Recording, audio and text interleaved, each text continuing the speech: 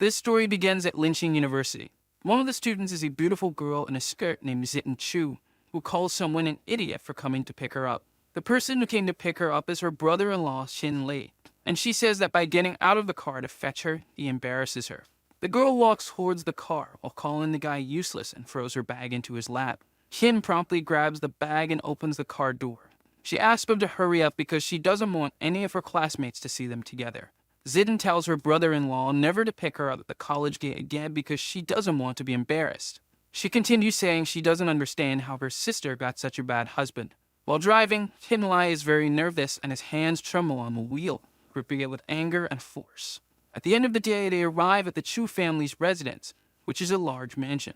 Inside the house, Mrs. Chu is praising a guy named Liu Minghao, who says he studied abroad and should have married Qingnian, not the mute Qin Lei. The guy asks where Qingnian is because he hasn't seen her yet, and Mrs. Chu responds that she is working and hasn't returned yet. He asks about Qingnian's husband and says he heard that he is unemployed because he can't talk, and Mrs. Han says he went to pick up her youngest daughter. The mother-in-law calls Qin Lai to come down and meet the guests, saying he can't lock himself in the room.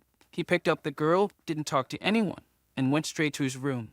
At that moment, Zitten calls her brother-in-law, asking if he is deaf because he didn't hear their mother calling. While complaining about her brother-in-law, she questions if he thinks the house is his own and begins to enter his room. The brother-in-law is only in his underwear and meditating. While meditating, a great energy comes out of him like a kind of fire. The girl is embarrassed to see this and tells him to put on clothes, calling him a pervert. Qin Lai doesn't care because the energy is flowing inside him, the meditation bringing more energy into him. This vital energy is absorbed from plants and other things around him. The guy slowly opens his eyes to see what is happening in front of him. When he opens them, he sees a great vortex of energy. This was a technique he trained for 10 years, and part of his training required him not to speak. To concentrate all this energy, he remained mute for 10 years, but finally managed to control the great sphere of energy in his hand.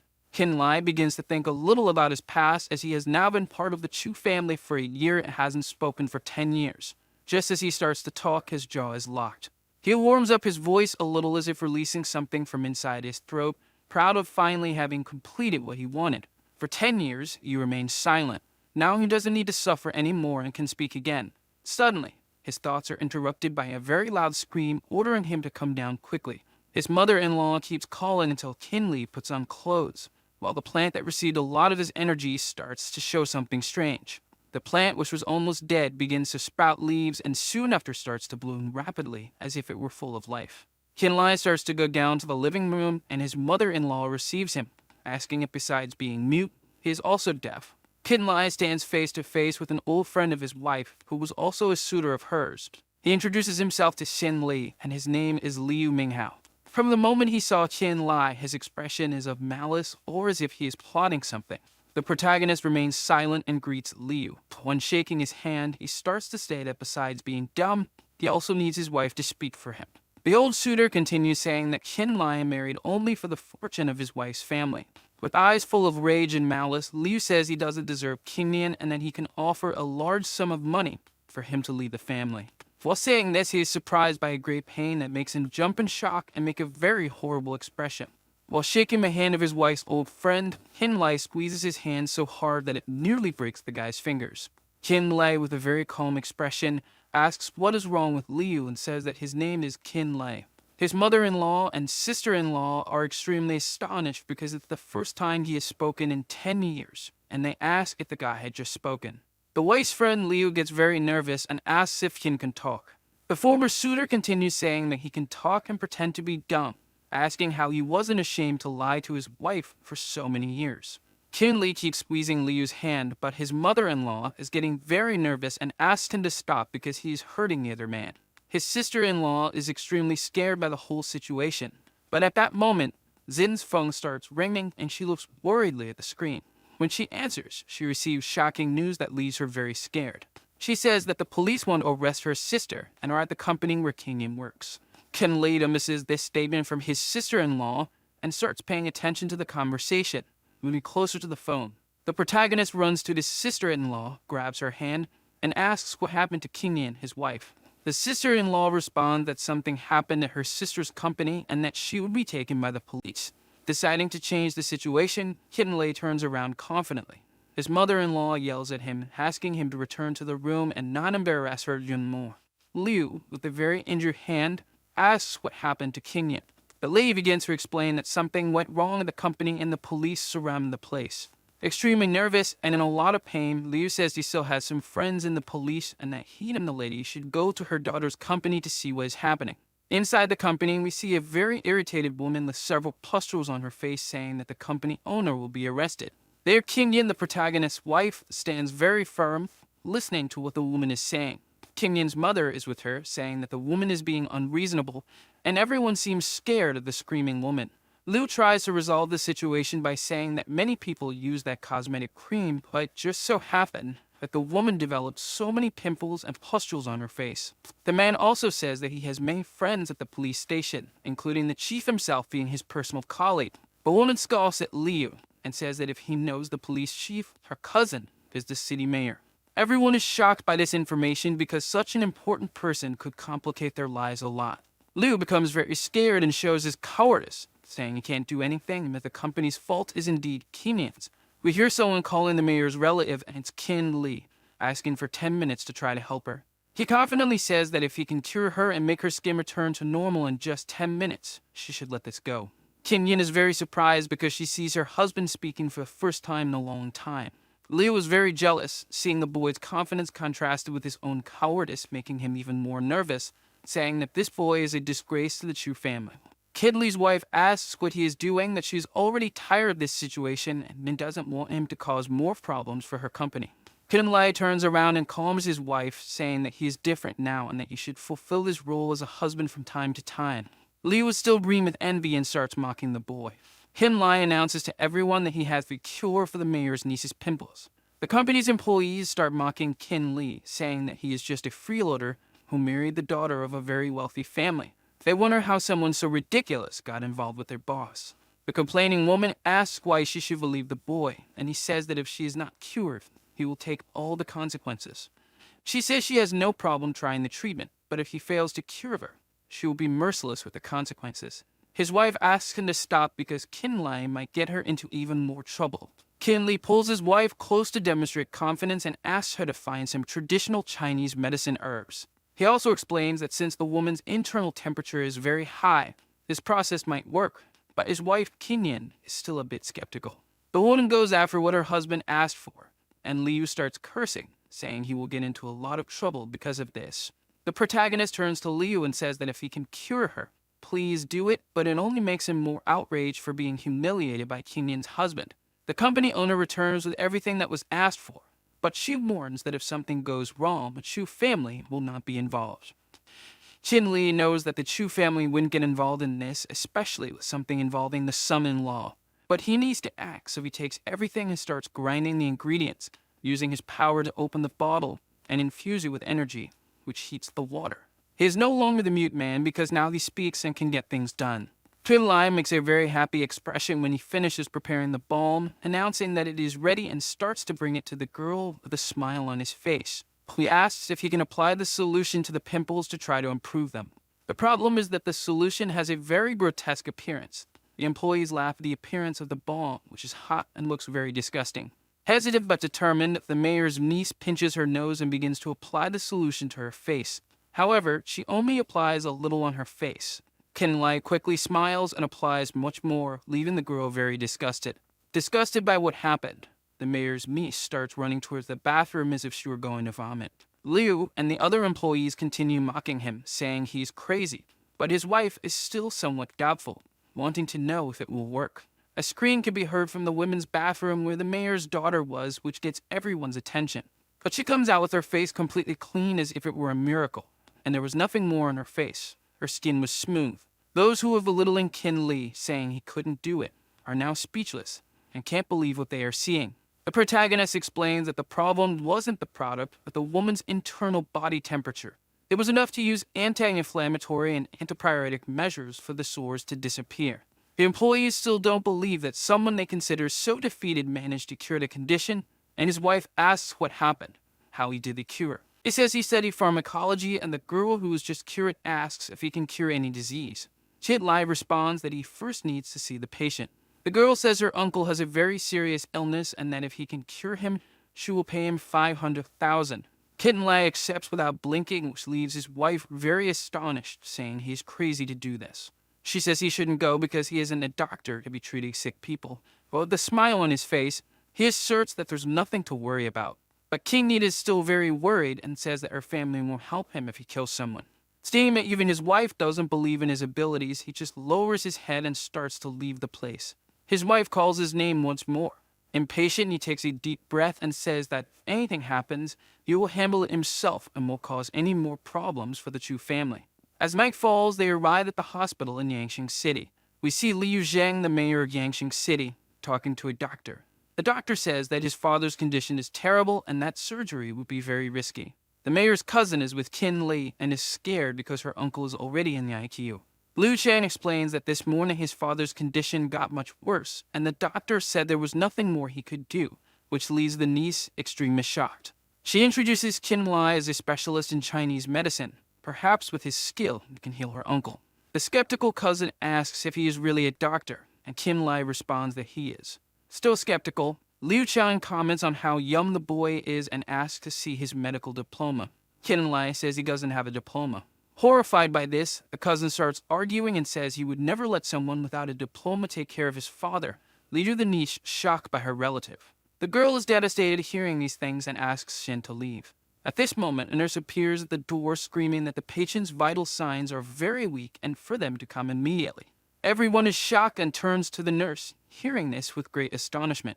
They all run into the room and Liu Chang is very scared of losing his father, who is on the stretcher. He asks the doctor what's happening to his father, and the doctor responds that he has tried everything.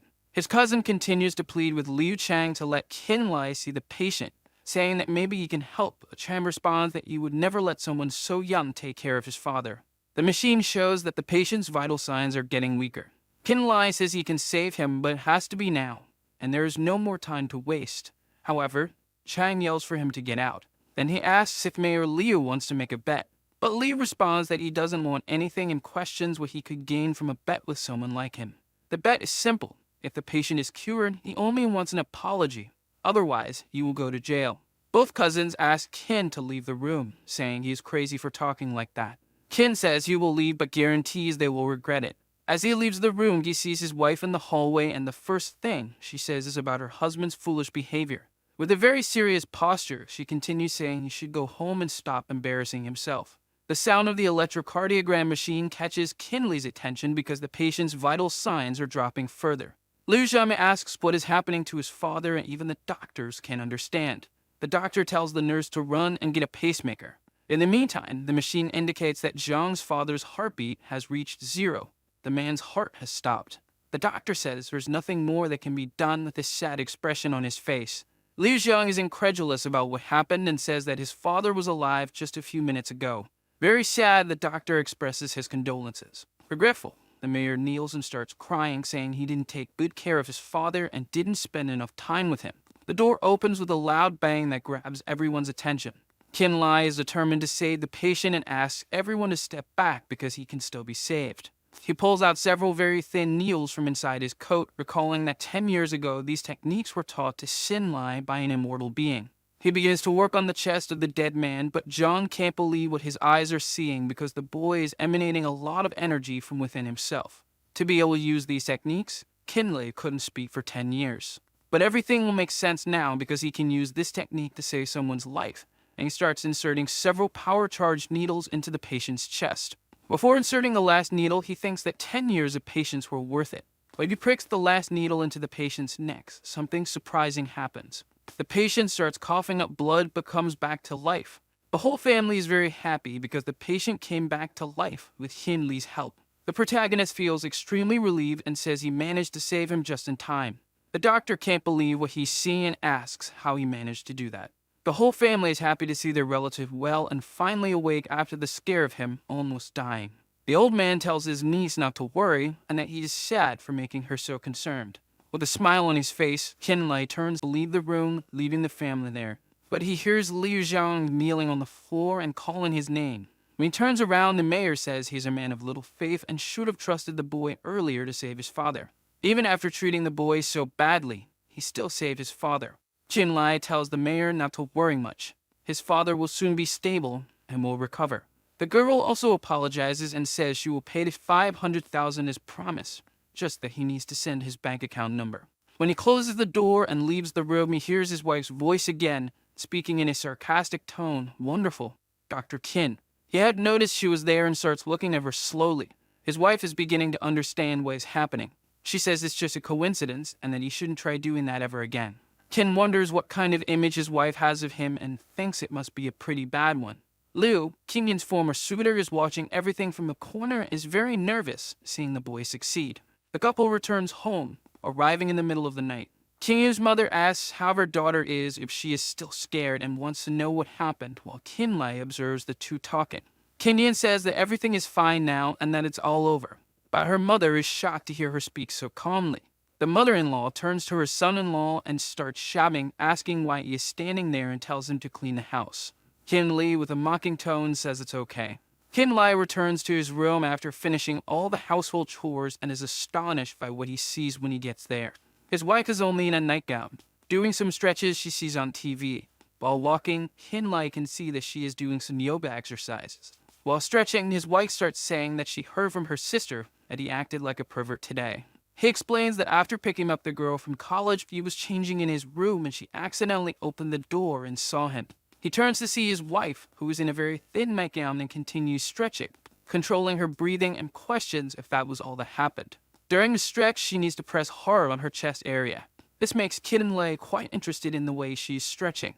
Kinyan continues saying that she knows her sister's temperament and doesn't believe that her husband would do anything to bother her.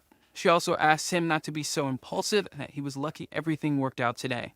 To conclude, she adds that tomorrow they will have a meeting with her family and that they should attend. Having dinner with his wife's family is not a very pleasant idea for Kin Lai, but he says it's okay. His wife is exhausted and finally throws herself on the bed to rest. Her voice now starts to sound velvety, as if coming from within flowers. She gently thanks her husband for everything he did that day. He can hardly believe what he's hearing because it's one of the first times Kinyan says thank you to him. At dawn, we see the facade of a luxurious building called the Royal Hotel. Inside the hotel, there's a restaurant where Kinyan's entire family is starting to greet each other one by one. Kinyan's father is very happy to welcome all the Chu family to their first annual gathering. His wife's aunt is wearing a very fancy dress, and he knows that this woman will try to belittle him. Her name is Chu Bi Kien, and she is Kinley's father-in-law's older sister.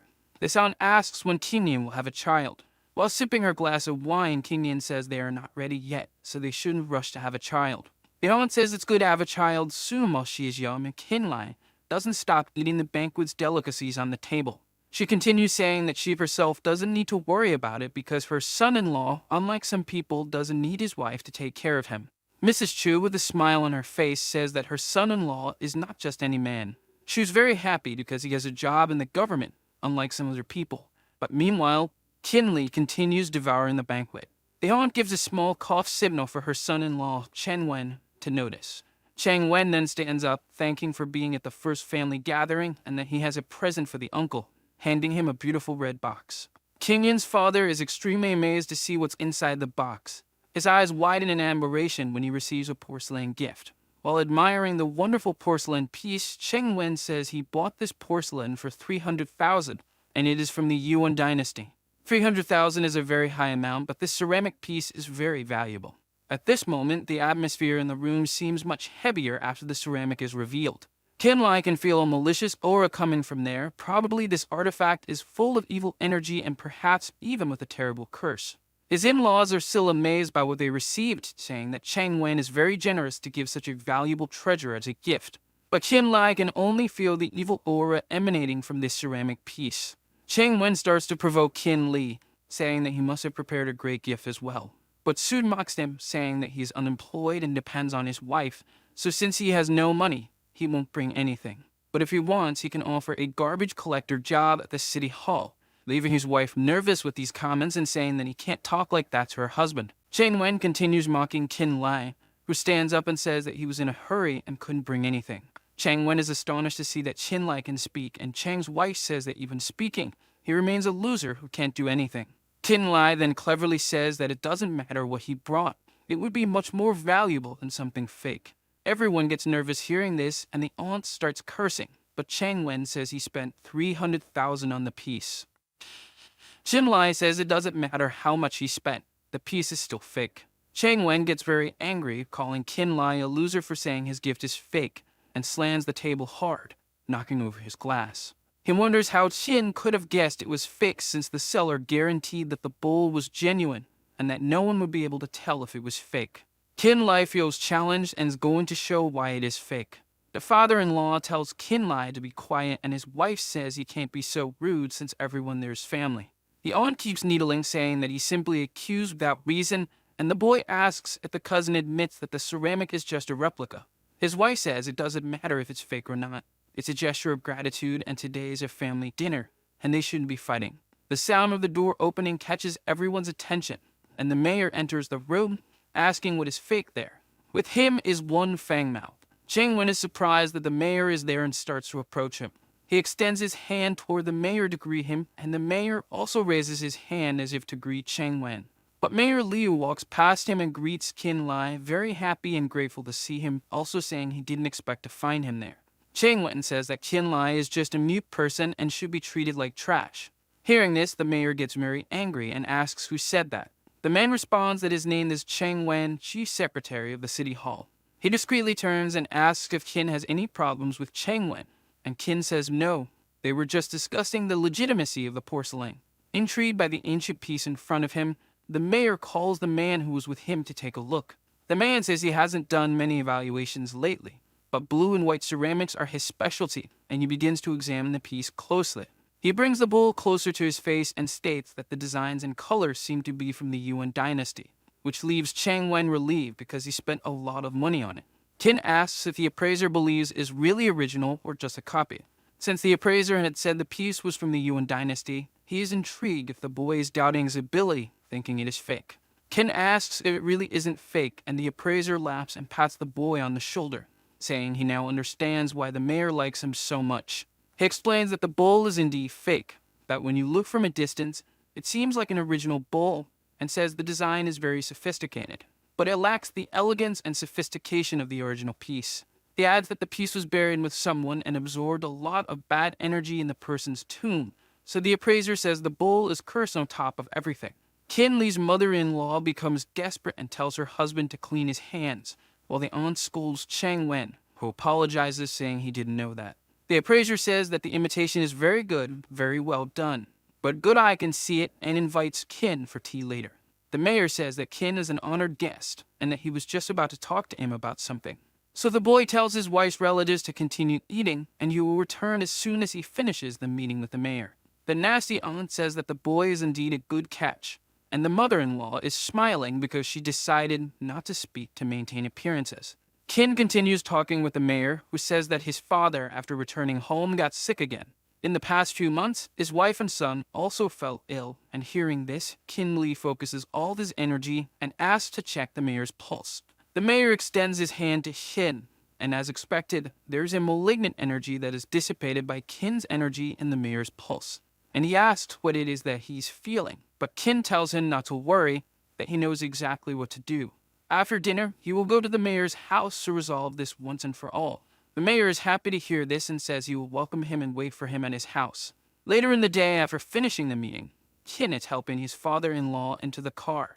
He tells his wife and sister-in-law to go ahead with his father-in-law, that he has to step out, and hearing this, his wife responds quite rudely. After everyone leaves in the car, Qin takes his phone and starts setting a route on his GPS. He searches for the way to get to the mayor's house, which is near where he was. He moves forward and turns right onto a very busy street, while the GPS indicates a route through an alley that Qin should take to reach his destination. The GPS voice indicates that there are only 50 meters left to reach his destination at the end of this alley. However, midway, Liu is there with several armed thugs waiting for Qin. The young man continues looking at the alley, then at Liu and the various thugs behind him, all waiting for him to arrive. Qin Lai is being blocked from passing through the alley as it is full of Liu Mingho's armed thugs, the former suitor of his wife Qinyan. Liu says that the only way for Qin to leave is to let them cut off both his hands, with a mocking tone and so calm that he even cleans his own ear.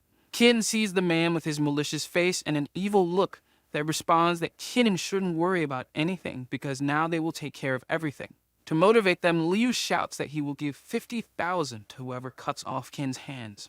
After shouting this, all the armed thugs rush towards Kin to attack him.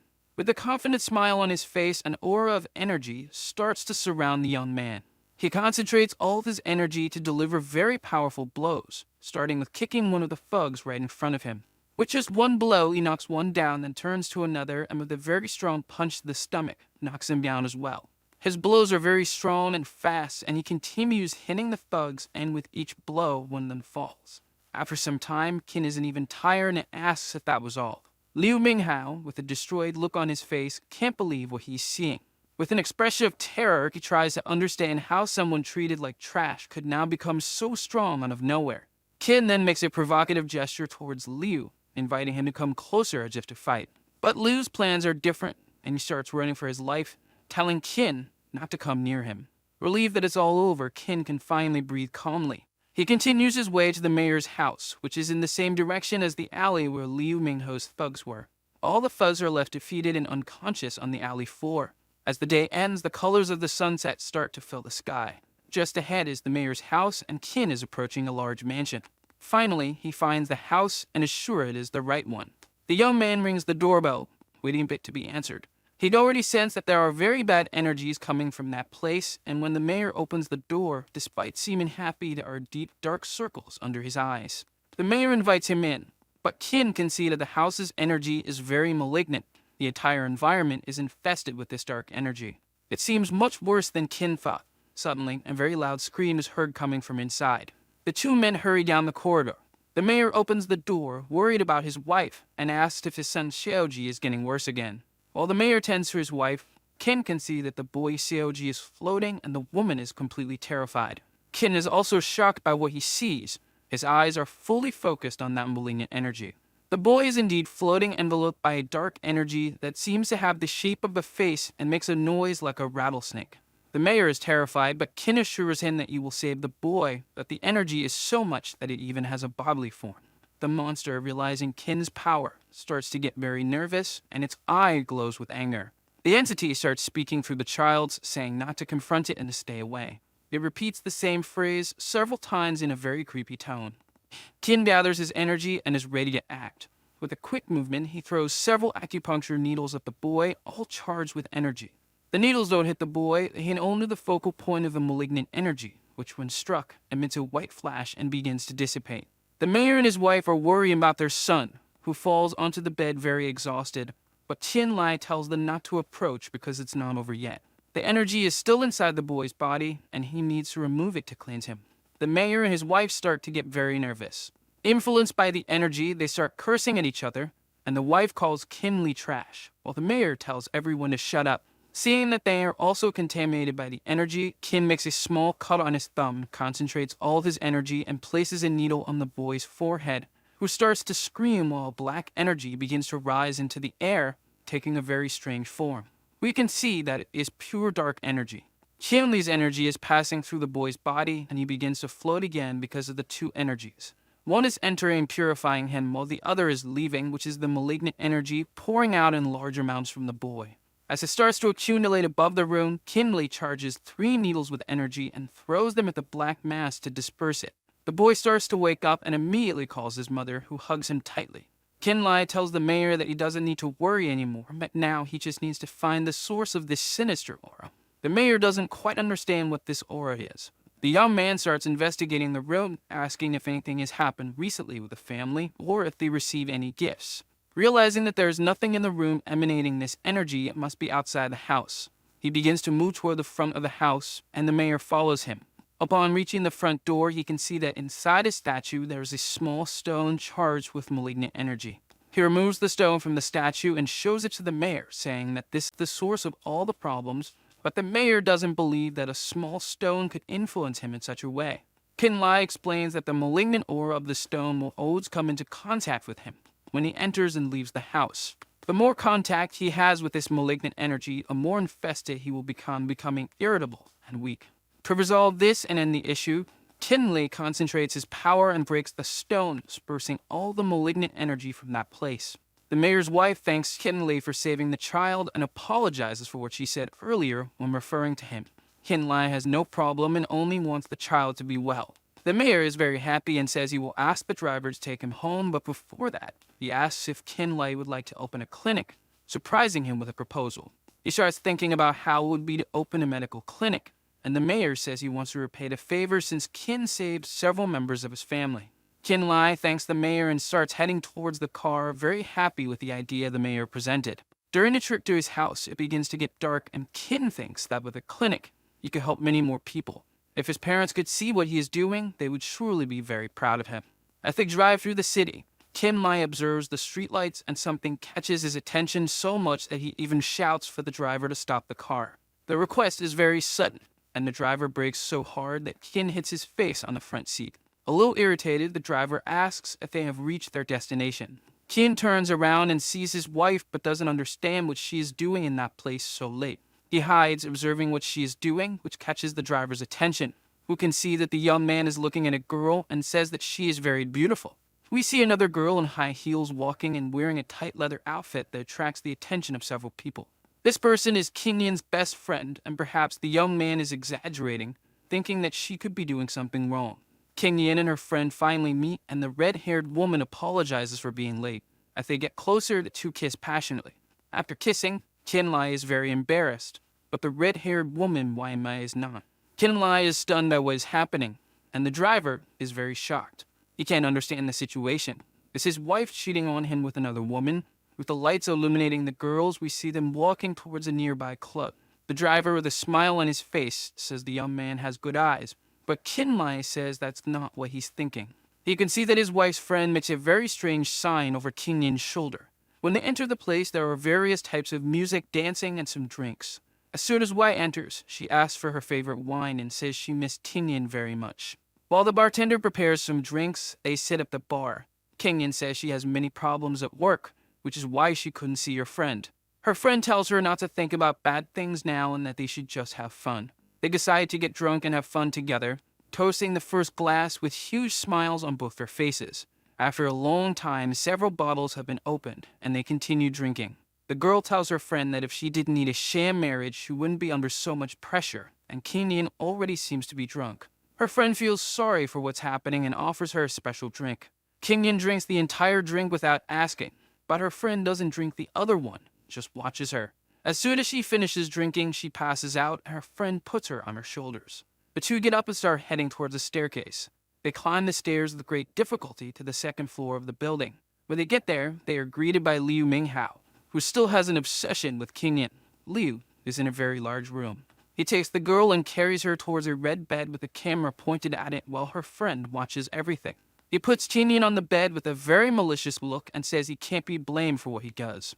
Meanwhile, the other girl leaves the room and Liu locks the door. Since Kinyan is unconscious, she remains lying on the bed, and Liu starts touching her clothes and body. A faint rustling can be heard in the back of the room as Liu moves over Kinyan, but soon 3 knocks on the door are heard. This catches Liu's attention, and he nervously asks who is at the door. The person replies that it's room service. Liu thinks it might be some drink the girl with Kinyan ordered, but when he opens the door, he sees a figure that bursts in and surprises him. It's Kinlai, who stands in the doorway facing Liu, who can't believe he's there, while the other girl is already unconscious in front of the door. Liu starts making excuses, saying that Kinyan was drunk and that he was going to help her. But before he can finish explaining, Sin Li knees him forcefully, throwing him against the wall. The force is so great that Liu feels immense pain in his chest and even starts coughing up blood. Kin approaches him and in a very menacing voice asks how he wants to die.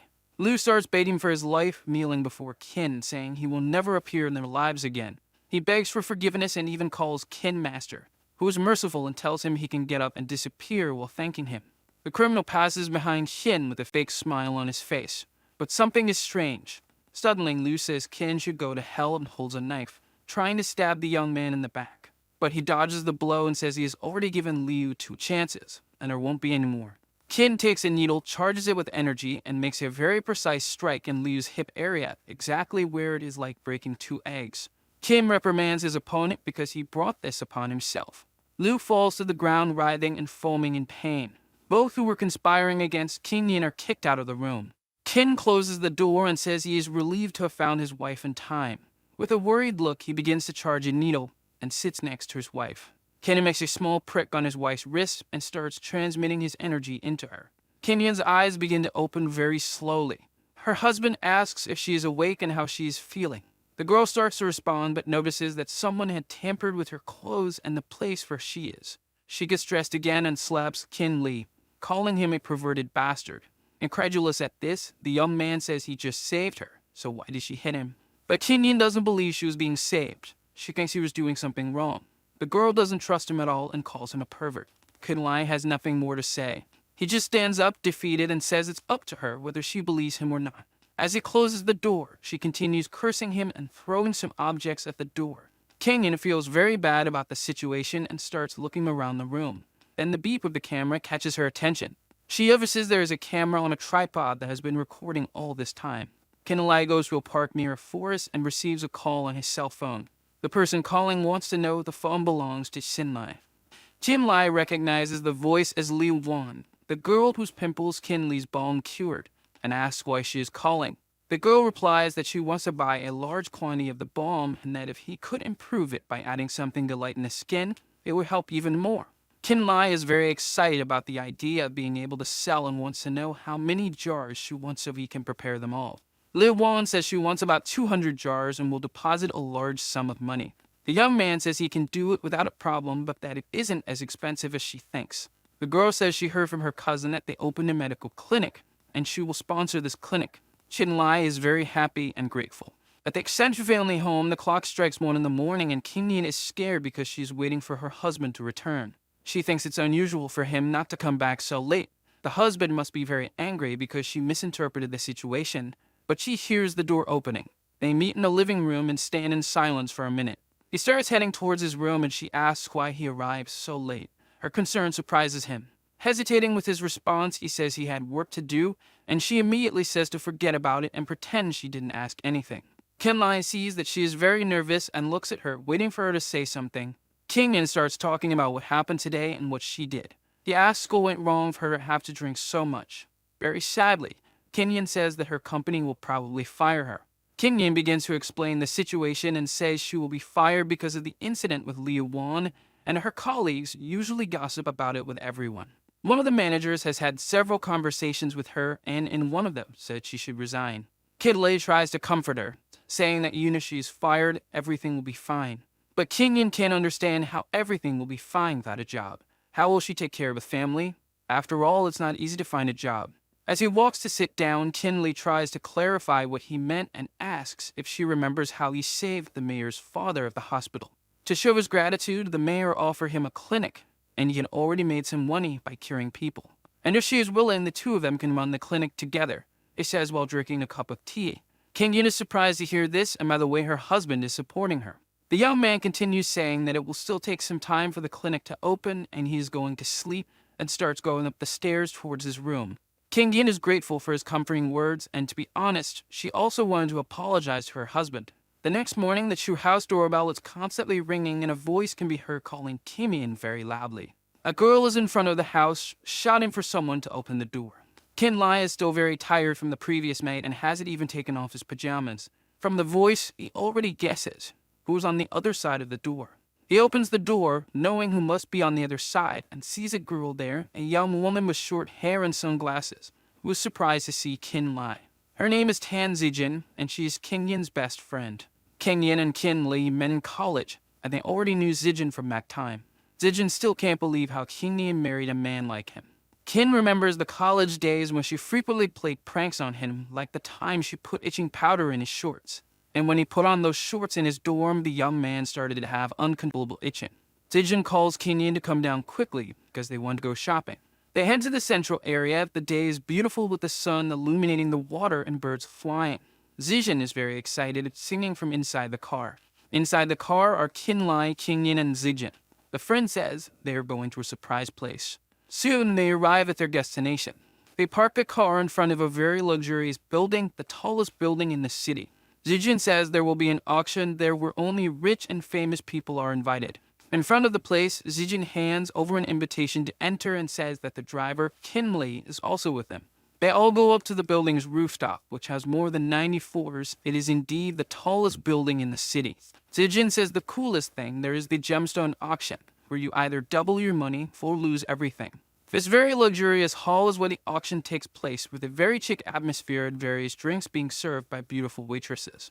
As they head to the auction area, the friend teases Kinlai to buy a gemstone for his wife. The young man responds that if she likes one, he will buy it. The next item to be auctioned is a raw jade stone. The two girls are very excited about what is happening, but Kinlai is a bit bored. Something catches his attention from afar. He can see that in the discard area there is a stone charged with energy, emanating a very strong aura. When he gets closer, he realizes that the energy resonates with the energy inside his body, and he makes a move to pick up the stone. The auction announcements continue. 100,000 once, 100,000 twice, and the price changes as the bidding increases. Kangin hears from her friend that if she wants any stone, her husband will buy it. Tan Zijin says that if he's lying about this, she will deal with him, but her friend asks her to calm down and asks where Kinlai is because she noticed he was no longer by their side. Kinlai wants to buy the stone that is charged with energy and asks for its price. The girl replies that it is around $50 to $100 each stone. He starts searching his pockets and finds various crumpled notes and a few coins. He hands the girl several crumpled $10 and $2 bills and some coins to make up the total amount. He asks for help to cut the stone. Zijin is incredulous to see that he went to get the cheapest stones and says those stones have no value. She adds that if he cared, he would buy her a precious stone, and that's why the clinic story might also be a lie. While she says these things, the girl who went to cut the stone for Kinlai is very surprised and shouts, announcing that the stone is full of jade inside. Despite its exterior appearance, is very valuable inside, but she speaks so loudly that she catches the attention of the entire hall. Everyone turns to see the stone. The people there start to gather around the sea, admiring the stone and taking pictures of it. Excited by the idea of finding more of these, everyone starts grabbing the stones that were marked for disposal. Meanwhile, people want to buy Kinlai's stone. A girl offers $300,000, but a man offers $500,000. Then someone offers to buy the stone for $5 million. A man with glasses starts saying that the stone is worth at least $5 million, and that he is the Jade King of Yankin City, known as Tan Lao. With great enthusiasm, Lao asks if the young man would like to sell the stone for $5 million. This man is the father of Zijin, Kinlai's friend. Kin says that he bought the stone for his wife, and that they should ask her if she would like to sell it. Her friend is also very surprised by the value of this stone. Kingyin admires her husband's gesture and thinks a bit more about their situation. She says that a specialist would know better how to preserve the precious stone, and it is an honor to meet her friend's father. Tan Lao is happy to buy the stone and says he will ask his secretary to send a check later. He also asks Kinlai to examine a stone he just bought that seemed very beautiful and full of jade. The young man says that unfortunately, this stone is just an ordinary one and has nothing special about it. No one can believe him, not even his wife, questioning how such a thing can be said since it was a stone selected by someone with great experience. Tan Lao says that although there are some jade stones embedded in the crust, you need to look inside to be sure. Zijin begins to provoke Kinlai, saying that he had beginner's luck the first time. The stone is open and it can be seen that there is no jade inside, so it has no value. Zijin says that her father was never wrong, but the Jade King remains unfazed and says that Kinlai was right, and that they are still looking for people with a lot of experience in the jade field. If he is interested, he just needs to call. Kinlai starts to speak, but Tan interrupts and says he doesn't need an answer now and can decide later. Father and daughter start to leave, and Zijin asks if her father is sure about this. He says of course with certainty. After a while, on the street, Kinlai and his wife are returning home by car. King Yin is still incredulous, asking since when he understands geology. The man hands her the check for the sale amount and says it's not very difficult. He learned from books and teach her later. The girl snatches the check from his hand and slaps him, asking if he was lying and why he pretended to be mute and a loser. Kinlai begins to think about the answer. Thinking about a distant past, an image of an old man scratching his beard appears. This old man stands up and prepares to say something. The old man has such strong energy that it seems to burn with a blue aura around him. He speaks the following words, that as long as the teachings of the book are practiced, the boy will be 10 years ahead of his time, but he will need to block all his kirai for 10 years. This is the boy's destiny, and the rest is up to him. After saying this, the man starts to disappear and says they will meet again in the future. This story is being told by Kinlai, who says he is not lying and is not a fool. King Yin doesn't quite understand and asks why he chose to marry her. The young man asks if she doesn't remember what happened in the past. During college, some other students used to make fun of Kin Lei, putting cigarette butts in his food and throwing soup in his face. With a quick slap, someone stops the cigarette butt from being thrown into Kin Lei's plate. The young man is then defended by King Yin, who says that people shouldn't mess with the weaker ones. She can remember this story and when they met. This made Kin Lei fall in love with her. When she proposed to him after university, he was very happy. But now he is sad to remember that their marriage is just a facade. The wife asks if he never had any resentment or regret towards her. Confidently, he responds that how could he have regretted anything since her family helped him when he needed it. The woman also helped him a lot, and in his heart, he always saw her as his wife. His cheeks begin to blush because opening his heart was not easy. King Yin feels good but doesn't know how to deal with it since her husband has changed so much recently. Despite liking each other a lot, due to their somewhat complicated marriage, they cannot declare their feelings for each other. Kin Lei continues saying that his clinic should open tomorrow and that his wife should go with him. She says she thought it was all a joke, but it seems serious. But saving lives is not as easy a job as he thinks. He says he is not treating any serious illnesses, just some more common issues, and she shouldn't worry. Very angry, King Yin says that if he goes to jail, no one will go to prison for him. Her husband is very sad with her response and the mistrust of his wife. The silence bothers her, but she only said it because she was worried about him. In a very beautiful shopping center is where the clinic's opening happens. Many people gather in front of the new clinic wishing good luck and with some festive balloons. Some people start to see what treatments they offer, and Kin Lei's wife's whole family, who was at the dinner, is also there at the opening. One of the aunts starts to badmouth the young man, saying she didn't know he had become a doctor. The man next to her agrees, saying the clinic opened out of nowhere. Kin Lei's father-in-law says there should be no concern because his son-in-law is a man with many secrets, and he even helped the mayor recently. Cheng Wen starts to say that Kin Lei shouldn't feel safe just because he is friends with the mayor. At how daring he is to open a clinic like this, and Lai responds sarcastically, saying he doesn't understand how a clinic can be dangerous to people. The cousin's husband keeps saying that the place will undergo a rigorous inspection because he works at the city hall. Finally, Mayor Liu and his wife Wan arrive at the location and are very happy to see Kin Lei. King Yin's uncles are very surprised to see that the mayor has so much affection for the young man. Cheng Wen still can't believe it because the mayor is his boss, and looking at the way the mayor treats Kin Lei, he can't understand the relationship between the two. Kin Lei receives gifts from the mayor and his wife, then she adds that the place looks beautiful. King Yin is extremely angry because the whole family was speaking sarcastically about her husband, and now that the mayor has arrived, everyone has gone silent. Outside, we can hear some cries for help. A person is asking for their child to be saved, and everyone is curious to know what's happening and why they are screaming outside. Outside, you can see a worried father with a boy while the people around try to understand what is happening. Lai tells the people to move away because he's a doctor who can help the boy. He starts to approach the boy, who is drooling a lot. The boy is foaming at the mouth while coughing and asking his father for help. Some of Shin's relatives say to take the person to the hospital, claiming he won't be able to cure him because he has a serious illness. The wicked aunt and her brother-in-law can only wait for a worse outcome, saying they want to see how Lai will get out of this. The father desperately asks Shin for help, and the doctor begins to examine if the boy has any reaction and asks to take him inside the clinic. Inside, everyone observes Kin Lei's work closely, placing the boy on a stretcher to try to cure him. Sitting next to the boy, the young man begins to concentrate all of his energy and touches the boy's wrist to transfer it.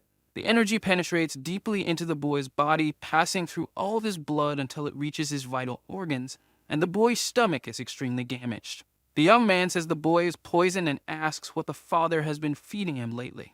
The father says it is impossible for him to be poisoned, that his neighbor takes care of the child, and that he has always been good to him. Kin Lei's mother-in-law starts yelling, saying the father is incompetent and shouldn't leave the children with the neighbors. This makes the sick boy's father burst into tears and start crying, saying his wife died early and he has been saving money for his son's school.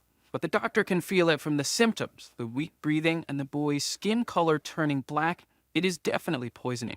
A voice in the crowd stirs everyone up, saying the doctor from this clinic only got his diploma a few days ago, and how daring he is to open a clinic.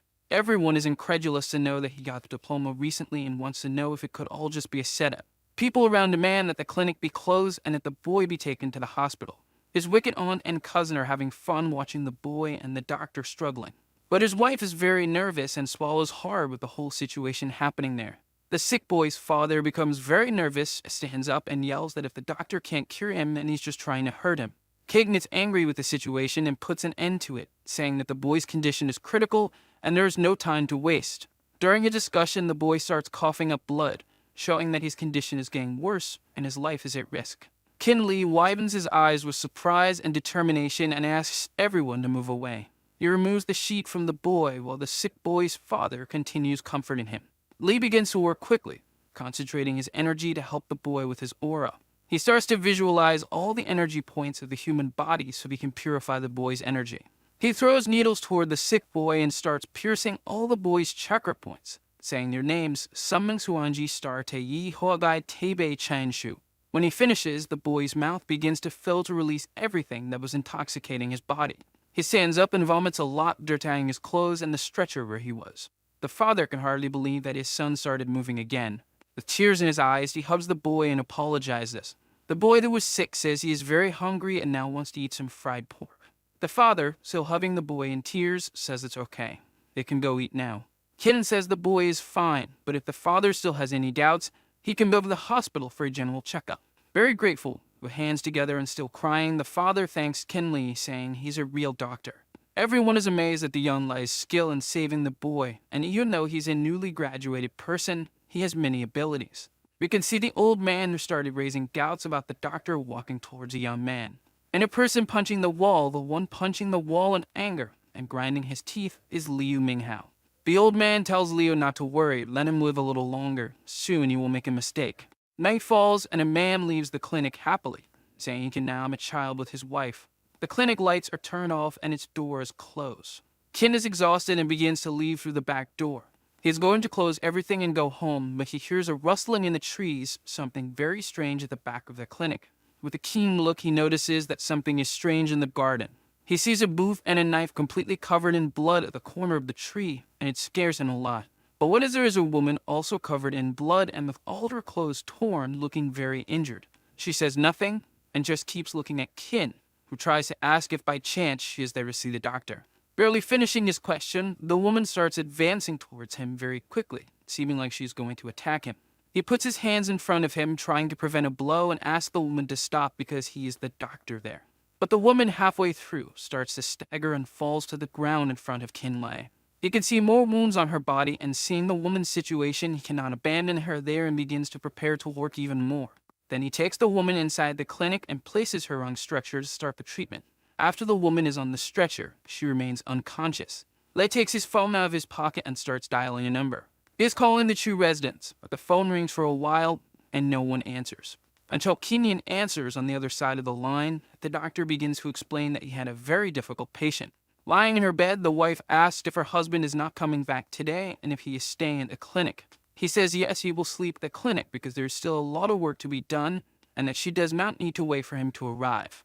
Kenyan gets a little frustrated with this because she wanted to see her husband that day. She says he is very stupid for doing this.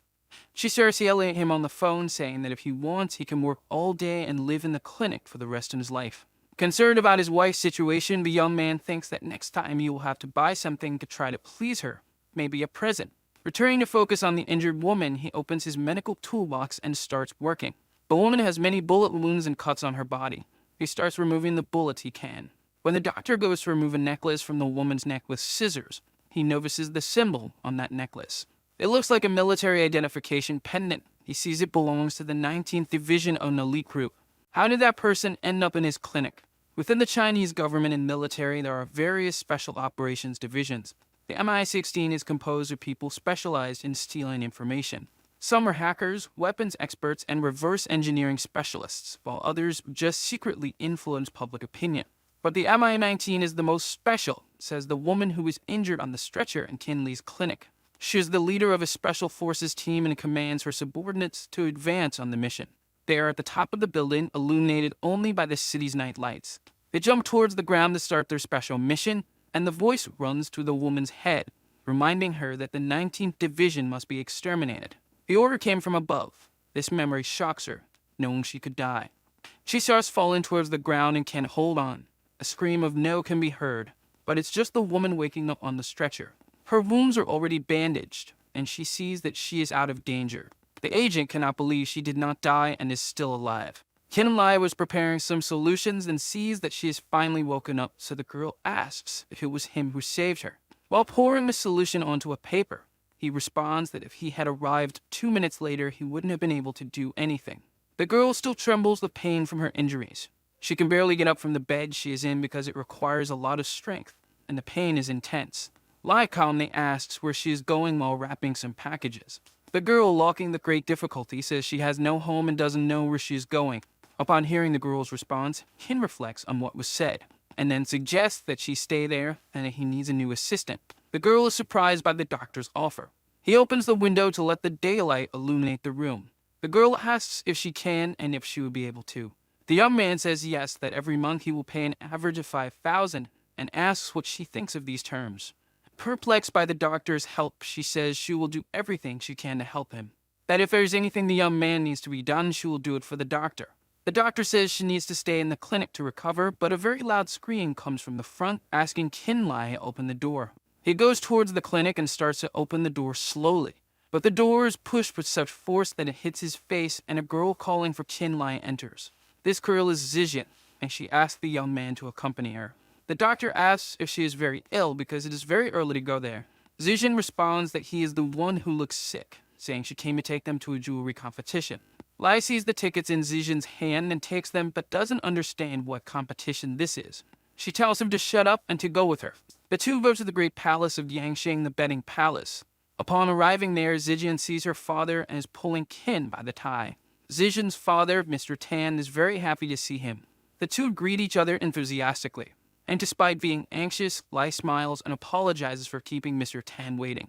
Mr. Tan says there is no problem because he wants the young man's help with the jade stone competition. Kin doesn't understand very well and asks if the businessman wants the young man to be an advisor.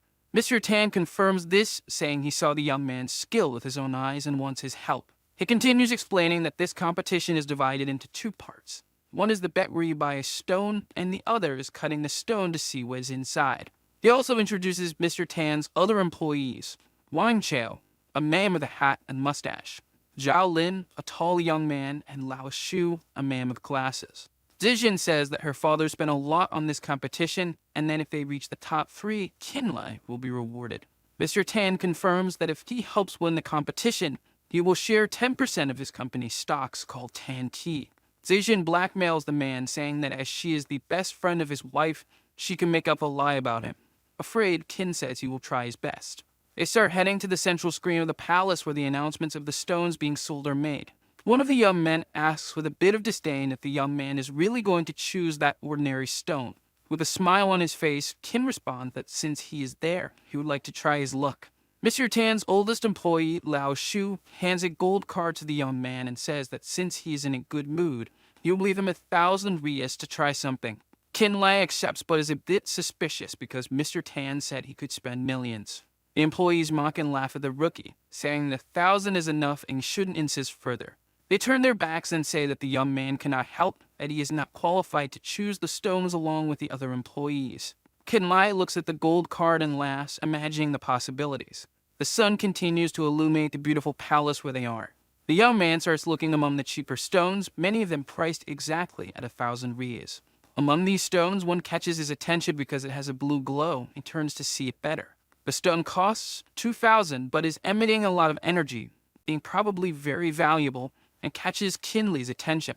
Kin Li's eyes widened in astonishment upon spotting a stone that stood out from the rest. Some lady inquired if he was interested in buying the stone. The two men have a conversation about the stone, and they estimated it to be worth nearly $5 million, making their confident claims of victory pique Kin Li's attention. Noticing Kin Li's diverted attention towards the two men, the lady called out to him again. He was startled and embarrassed upon realizing that he had been so engrossed in the men's conversation that he had completely forgotten about the lady. The lady handed Kin Lai a card and explained that it was worth 50,000 and would cover the full price of the stone. He then waved his hand and replied, saying that it's fine, and accepted the card. Suddenly, a voice called out to Kin Lai from the crowd, leaving him wondering who it was. 3 guys with playful grins teased him and asked him what stone he had purchased and whether he thought he would win first place. Lao Su, with a dismissive tone, suggested that he should go home and imply that not everyone could work for Mayor Tan. He replied confidently that he was not sure if the stone he bought was top-rated, but added that if it was not for Mr. Tan, he would not have even attempted it. The mayor suddenly walked up to them and asked if they all had finished choosing their stones. Lao Xu, all brimming with confidence, declared to Mayor Tan that they could guarantee he would make it to the top 3 because they had got the best stones.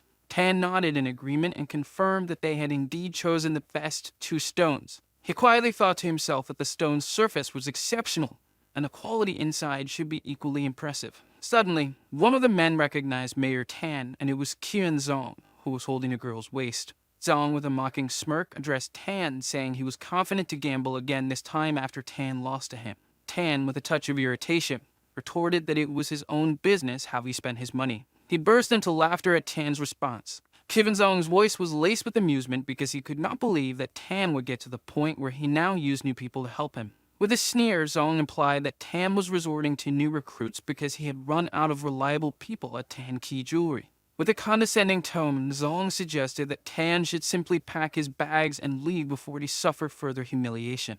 With a mocking laugh, Chen Zong told Tan that he had no room in the capital of Jiangcheng and he should just go back to Yangcheng. Lao Xu, with reassuring words, told Mayor Tan to leave the matter to him and he would make sure that they would crush Qian Zong. The jade contest officially began and the host with a booming voice announced to the participants to pay attention. The jade contest had numerous participants. After the participants got ready, the host then excitedly announced that it was time to start the stone the Evelyn part of the contest. The one who would be hosting the jade contest competition would be Sin Ran. Sin Ran instructed all the contestants to come up to the stage and prepare themselves. Mayor Tan nervously asked Sin where the stones he bought were. Qin obliged and showed the mayor the stones he bought that only cost 20,000. The 3 men burst into laughter when they saw the stone that Qin had bought. Lao Tzu mockingly said that Qin had the nerve to show his garbage stone to them. Mr. Tan said to himself in disbelief that what price you can get from that garbage stone is nonsense. He then started to doubt Kim Lee's abilities,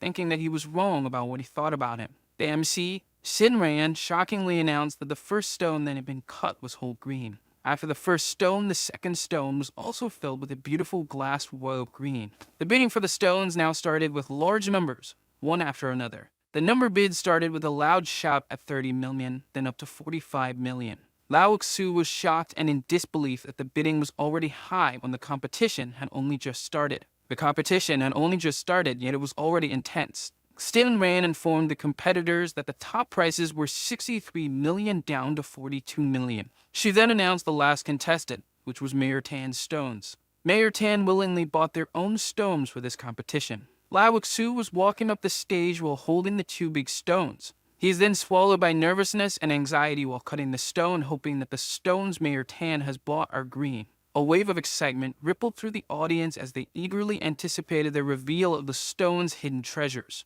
Mayor Tan, his face etched with worry, paced nervously, wondering what would be inside the stone. On the other hand, Qin Li, with an air of detached calm, muttered to himself that millions of dollars just went down the drain. The stones were sliced open, revealing their inside, and a collective gasp of anticipation swept through the audience. Everyone held their breath, hoping for a flash of green within. A wave of disappointment washed over the audience as they realized the stone's interior was nothing but a worthless piece of rock. The host and the others were in disbelief, saying, "How is it possible? The stone, it's just worthless." They had wasted an amount of money that cost 5 million on stones. The audience erupted in laughter, mocking Mayor Tan's poor judgment. Even Sin Ran, the host, was stunned and couldn't believe that something that cost so much would turn out to be nothing. Sin Ran, sighing in disappointment, declared that the contestant from the Tan Key Jewelry was a real letdown and a waste of money. "It's over," was in Mayor Tan's head as he experienced embarrassment. The MC, with a glimmer of hope in her eyes, announced that there may be a chance because 1 stone remained uncut. Mayor Tan, desperate to spare Qin Li further humiliation, tried to stop him from cutting the second stone. Qin Li smirked as he cut the stone open, knowing that it wouldn't be worthless this time. The stone was cut open, and the inside was imperial green. The host said that it's such an ordinary stone, yet it turned out to be imperial green. Everyone thought it was all over after they saw the first stone that had been cut earlier. Lao Xu could not believe that something that cost $20,000 for a stone would actually be full green inside. He then added that Qin Li was just a lucky bastard. Mayor Tan, lost in his own thoughts, lamented that if the 5 million were in Kim Lee's hands, and he would have been the one to bring victory to Tanki Jewelry. Shinran was completely baffled, watching as Kinlay continued to cut the jade, thinking that he was crazy and unable to understand his actions. The mayor could not help himself and now stood up, shouting at Kinlay to stop cutting the jade stone. Kinlay, unfazed by what everyone was saying about him cutting the stone, was still focused on getting the work done. Tan was now shocked by what he was about to see.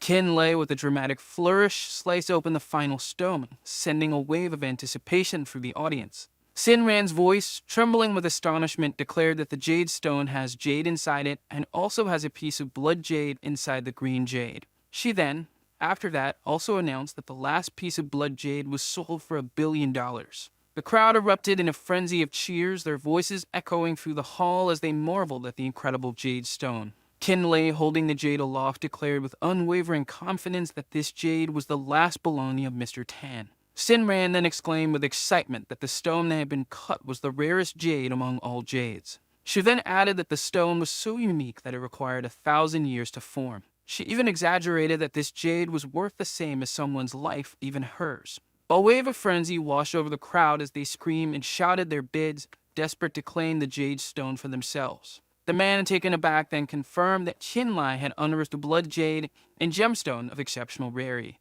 That was a long night with all the auctions that had been happening. One morning, a sudden coughing fit racked an old man seated toward the back, his face contorting in discomfort. The man stated in his worried voice that his father was getting worse and worse. The old man began to speak but abruptly stopped mid-sentence because of a violent coughing fit, blood staining his lips. The panel went back to the auction, and the stone that had been cut by Kinlay was sold for $2 billion. Sinran then congratulated Tanki Jewelry for winning the auction, bidding with a price of $2 billion. The crowd erupted in cheers for Kinlay and the mayor, who stood on the stage after winning the auction.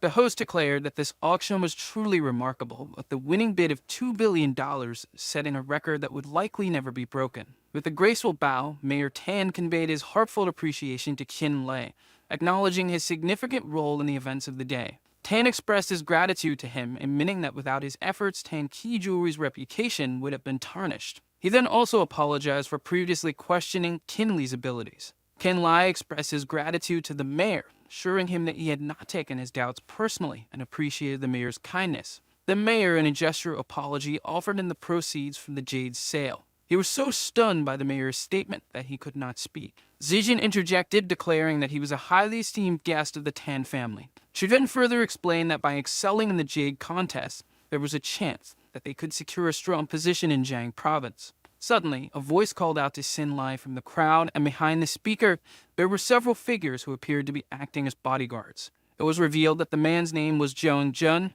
and he called out to Sinlai to extend an invitation from the Jiang family, urging him to join them. Jiang Jun presented him with an invitation card, which he readily accepted. The next day, Sinlai was in the car looking at the invitation that he accepted.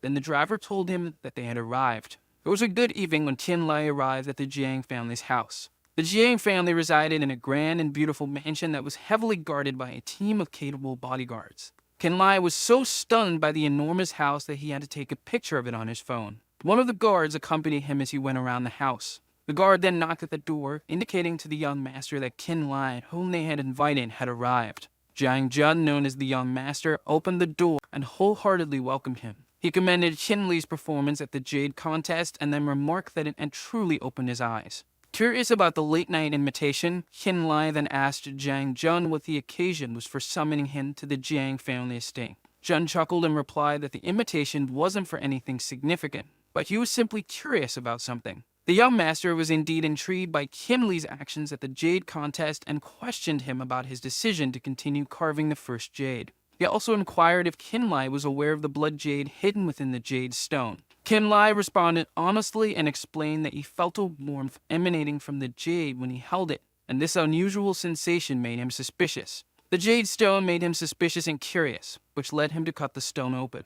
Chen found his explanation amusing and then proposed that Kinlay should find him another jade stone. He was then interrupted by Jiang Guo's coughing, who had an intense illness. Kinlay's attention was diverted by Guo's cough, causing him to hesitate in his response to June.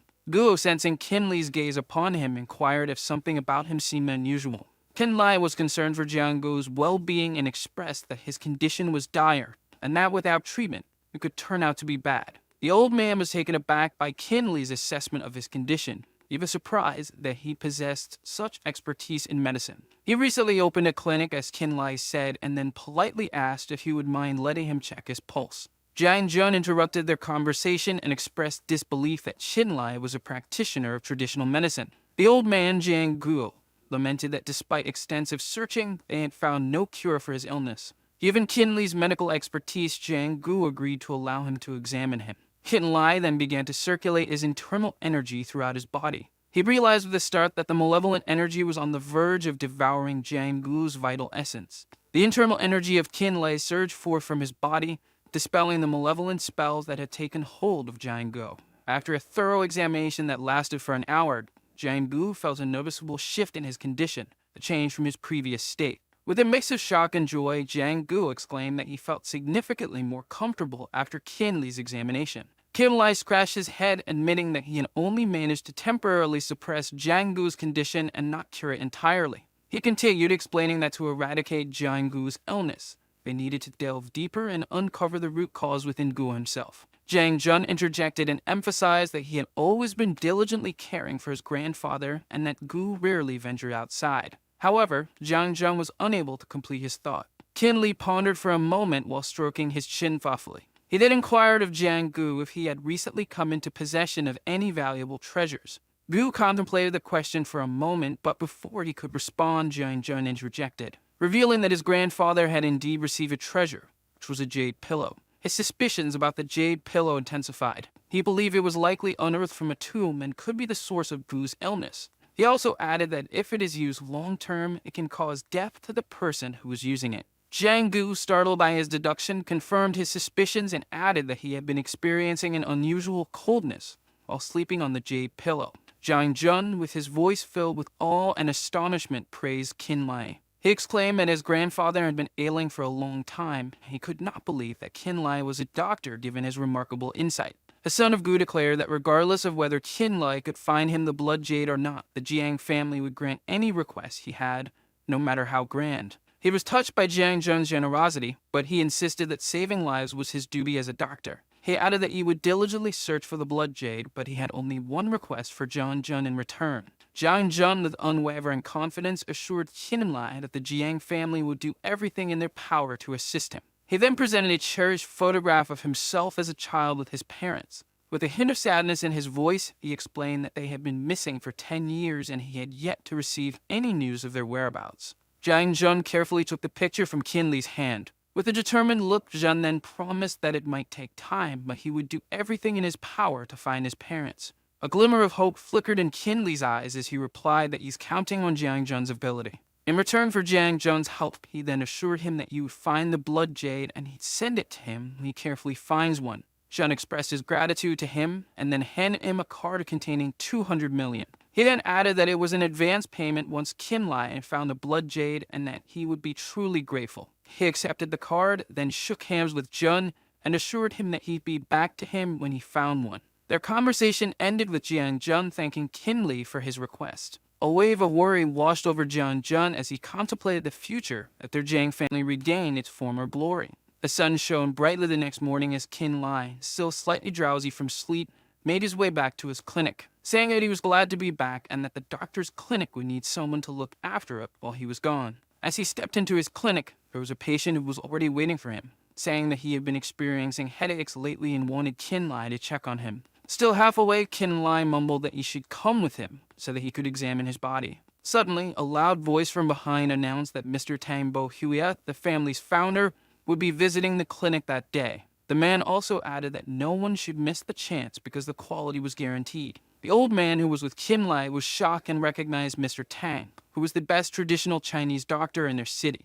Mr. Tang mockingly replied that the old man was correct and then added that their century-old medical school could not compare to some other medical clinic. The old man rushed to Mr. Tang, leaving Qinlai behind, and then said that he would sign up for Mr. Tang as a patient. Mr. Tang inaccurately spread some fake lies to the old man about Qinlai's fake medicines. The old man was in disbelief about what Mr. Tang had said to him and the fact that he was almost going to be a patient of Qinlai. Qinlai approached them with a scary look, saying that Mr. Tang did not think of the consequences of spreading lies about him. The old man and Mr. Tang exchanged nervous glances, realizing the gravity of their actions.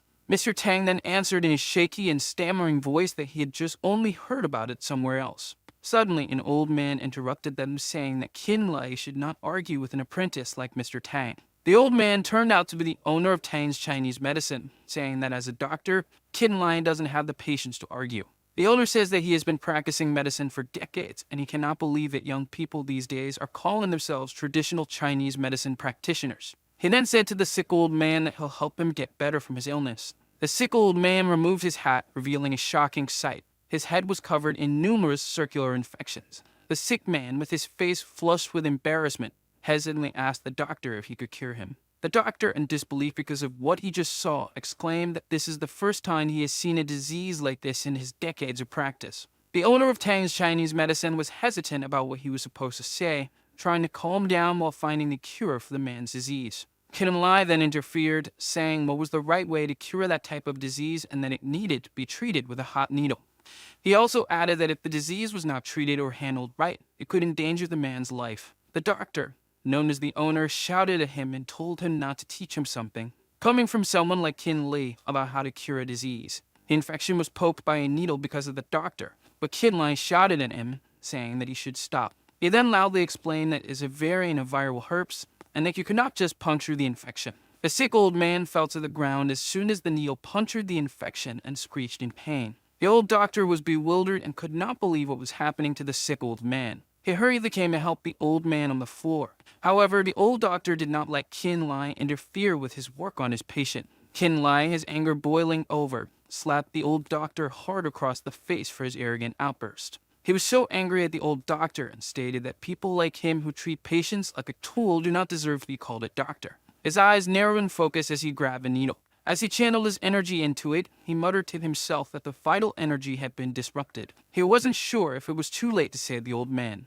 The poison had already spread, making it incredibly difficult to treat. Old man Tang's mishandling of the needles had worsened the patient's condition. The internal cold had invaded his heart and relentlessly drained his vital energy. It implied that Qin Lai had exhausted all other options and was now resorting to a risky or unconventional method to save the patient. Qin Lai was using some kind of energy or magic to heal the patient. He focused his gaze and used his healing abilities to puncture each of the bubbly disease formations one by one, effectively eradicating the illness. He then let out a sigh of relief, his tension finally easing as he saw the old man's condition improve. The treatment had been successful. With the old man now recovering, Qin Lai then turned to the doctor and irritably said that he had been a disgrace to traditional Chinese medicine. The doctor scowled with anger after what Qin Lai had said to him.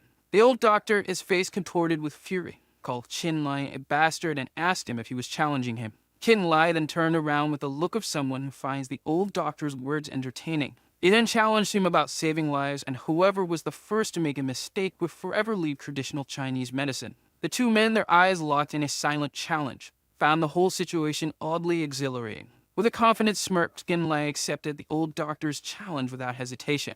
The day of the challenge arrived, and a massive crowd gathered, their curiosity piqued by the unusual spectacle. Whispers filled the air, everyone wondering what could possibly draw such a large crowd. One member of the crowd explained that Qin Li's clinic was going to compete against the renowned doctor from Yangcheng in a public demonstration of their healing skills. The treatment of various diseases would be the focus of this challenge. Anticipation crackled through the crowd as they buzzed with excitement. The challenge promised to be a thrilling spectacle, and everyone was eager to see who would emerge victorious. As the sun began its descent, casting long shadows across the gathering, the challenge commenced. Qin Lai stood ready to treat his patients while his rival from Yangcheng tended to his own group of hopefuls. A long line of eager patients snaked its way through the courtyard of the Yangcheng doctor's clinic, each hoping for a chance to be healed by the renowned physician. One of Qin Li's patients, beaming with gratitude, spoke highly of the doctor's skills, describing how much better they felt after receiving his treatment. The other patients of Qin Lai, witnessing his skill firsthand, were equally impressed.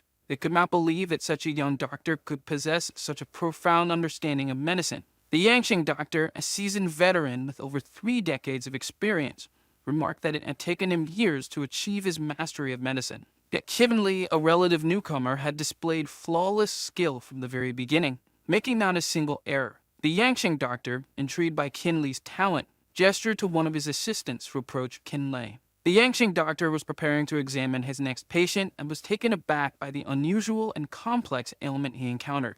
Shock and surprise register on his face as he realized the severity of the disease he just saw. The assistant, who had been sent to observe Kin Lai, was now next in line, waiting her turn to be treated by the young doctor. The men standing in line behind the assistant were captivated by her beauty. She then expressed her recent symptoms of dizziness and swelling in her chest. However, the assistant's words were laced with suspicion, as if she was testing Kinley's skills with a fabricated ailment. The assistant grabbed Kinley's hands and was about to put them on her chest, while saying that she could not take the pain anymore. Kin Lai then withdrew his hand from her and told her that he would check her pulse first, so there was no need to worry. He began to diagnose her pulse with his skilled fingers and abilities, tracing the delicate rhythm. The assistant, in a gesture of trust, gently caressed his hand with her own, urging him to examine her thoroughly. The assistant's pulse was steady and strong, which made Kin Lai find it strange, and even her organs were placed correctly, so it didn't seem like a disease either. He was intensely focused on the assistant's pulse, but was then startled by a piercing scream that erupted from the Yangqing doctor's position.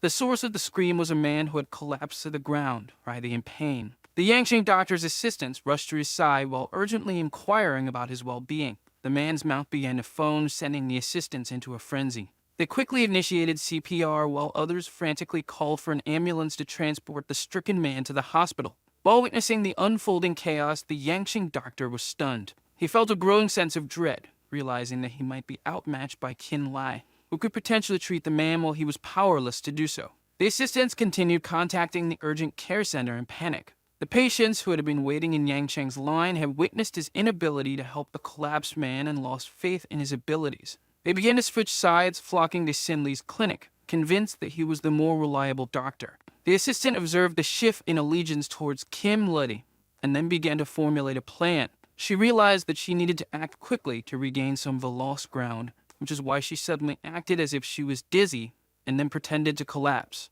The next patient in line, upon seeing the girl collapse, panicked and exclaimed that she needed immediate medical attention. Yangqing's doctor was attempting to regain his composure and warned Kin Lai not to get complacent. He pointed out that Kin Li now had his own patient who had collapsed, implying that the situation was not as clear-cut as it seemed. The Yangqing doctor was seeking to maintain some semblance of control and then added that if Kim Lai failed to treat the collapsed woman, the challenge would be considered a draw. He was determined to salvage something from the situation, even if it meant a stalemate. Kin Lai, recognizing the woman's act, devised a singular solution. He then grabbed a long and sharp metal stick, declaring it the only tool capable of achieving the desired outcome. While wielding the metal stick, he warned that a misplaced prick could potentially cripple the woman. As Kin Lai began his countdown, the woman, despite her initial act, felt a growing sense of unease. The impending threat, though fabricated, was beginning to feel real. The woman, unable to bear the mounting tension, abruptly stood up and sheepishly admitted that she was not sick.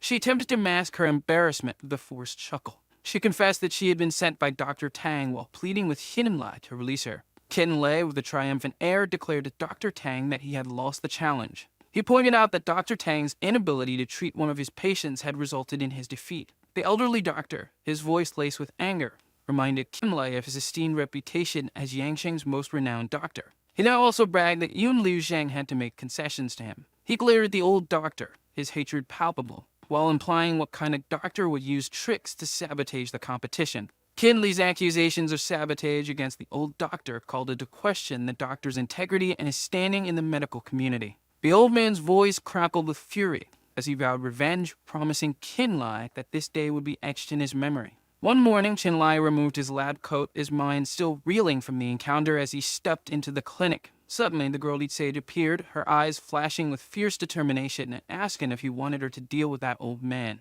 Kin Li's eyes fell upon the girl, and he asked if she was feeling well enough to be back on her feet. The girl expressed her gratitude for his concern and assured him that she was well. She further indicated that he should not hesitate to ask for her assistance if needed. He assured her that she would make a full recovery from her injuries under his care at his clinic. Kin Lai mentioned that he would have a task for her to complete in a few days' time. Out of nowhere, his phone started ringing, cutting him off mid-sentence. He answered the phone, and the girl speaking on the line mentioned that Mr. Zhang had entrusted her to provide him with information about the source of the raw gemstones. She emphasized that the delivery of the precious stones to Yangqing was expected to occur within the next week. The caller indicated that she had another matter to discuss with Kin Lai, one that she believed would be advantageous to him. The girl's words intrigued him, and he wanted to meet and discuss them in person. Later, it showed that she'd just gotten out of the shower and then texted him the details about when and where to meet. At Tang Bovil's home, the television blared a news report about a medical sparring competition that had taken place in Yangcheng the previous day. The news report declared that Tang Bovil, the proprietor of Tang's Chinese medicine, had suffered a defeat and was subsequently retiring from the medical field. The news report further stated that the Tang family had faced an unprecedented level of public scrutiny. Enraged by the news report concerning his family, Dr. Tang, who was watching television, angrily ordered the staff to switch it off. A voice suddenly called out from beyond the door, inquiring about Mr. Tang's presence. With a tone of annoyance, Mr. Tang declared that the person seeking entry would not find what they were looking for inside. The person at the door offered Mr. Tang a deal, saying they could help him get revenge on Qin Lei. Intrigued by the man's proposal, they allowed him to enter the residence. Mr. Tang's jaw dropped in astonishment as he realized the identity of the man who had just entered his home. Liu Minghao asserted to Mr. Tang that he was the only one capable of seeking retribution against Qin Lei while handing a paper to him. Upon examining the document presented to him, Mr. Tang was taken aback and inquired about the nature of the prescription it contained. The sky was overcast with clouds as Qin Lei stretched his limbs and casually asked his assistant if she would like to accompany him for a walk in the fresh air. He mentioned that a leisurely stroll could aid in her recovery process. Qin Lei expressed his hope that she would successfully complete the assignment he had entrusted to her. She politely declined the invitation to walk and expressed gratitude for his concern. The girl also assured Qin Lei that she was feeling well and pledged to fulfill the assigned task. He scratched his face, saying that the task was just simply to buy an apartment. Later, on a sunny day, they decided to go for a walk together. Qin Lei called Liang Qing out of the blue. She just stared at him, waiting to hear what he had to say. He was suddenly curious about her, so he asked how old she was when she started training and asked about her parents. Qing responded in a frigid tone, stating that she had been raised in a training camp since the age of 3 and that she doesn't remember anything regarding her parents. A memory surfaced, revealing Liang Qing in the past while clutching a knife. He then felt a pang of sympathy for her, silently acknowledging the hardship she must have endured to join the army at such a tender age. Moved by compassion for Liang Qing, he advised her to discontinue sleeping on the floor. Without a moment's pause, Qing readily agreed to his proposal. A sudden commotion and a peculiar sight in the bustling street caught Qin Lei's attention, diverting his gaze from his companion. The shop was an antique emporium filled with unusual artifacts that drew his attention, and he curiously picked up an antique dagger. The dagger looked aged and tarnished, which prompted Liang Qing to inquire if Qin Lei intended to purchase it. The antique dealer explained that he had stumbled upon the dagger serendipitously and offered to sell it for $500. Finding the price agreeable, Qin Lei accepted the dagger. Intrigued by Qin Lei's choice of the dagger, Liang Qing inquired if it possessed any particular value or significance. Qin Lei assured her that the answer would be revealed shortly as he produced a lighter from his pocket. He then ignited the lighter, holding the dagger above the flame while simultaneously channeling magical energy from within. The heat from the flame worked its magic and slowly dissolved the layers of rust that had obscured the dagger's true beauty. But the veil being lifted, the dagger's intricate design and gleaming surface began to reveal themselves, shimmering in the firelight. King was astonished by what she witnessed, realizing that the dagger was no ordinary weapon. Having completed his task, Qin Lei presented the dagger to King, inquiring if she found it to her liking and then declared it hers. Overwhelmed with disbelief, Liang Qing expressed her gratitude to the boss with a radiant smile. At that moment, Qin Lei's phone began to ring, signaling an incoming call. While Liang Qing honed her skills with the dagger, Qin Lei answered the phone call. The sound of Qingyin's sobs filled the air, her voice trembling with fear as she relayed the devastating news. Zit and their friend had been taken, and the weight of their loss felt crushing. The weight of the news settled upon Qin Lei, and his face was etched with concern. He bid farewell to Liang Qing and provided her with a card to locate a suitable residence, hastily revealing the access code. Liang Qing received the card with a touch of uncertainty and inquired if she had the freedom to select her own house. As Qin Lei sprinted away, he expressed his confidence in Liang Qing's judgment regarding the selection of a house. Returning to the call, he reassured Qingyin, urging her to remain calm and provide him with the specifics of the situation. As the sun dipped below the horizon, a vibrant scene unfolded at the suburban racing circuits.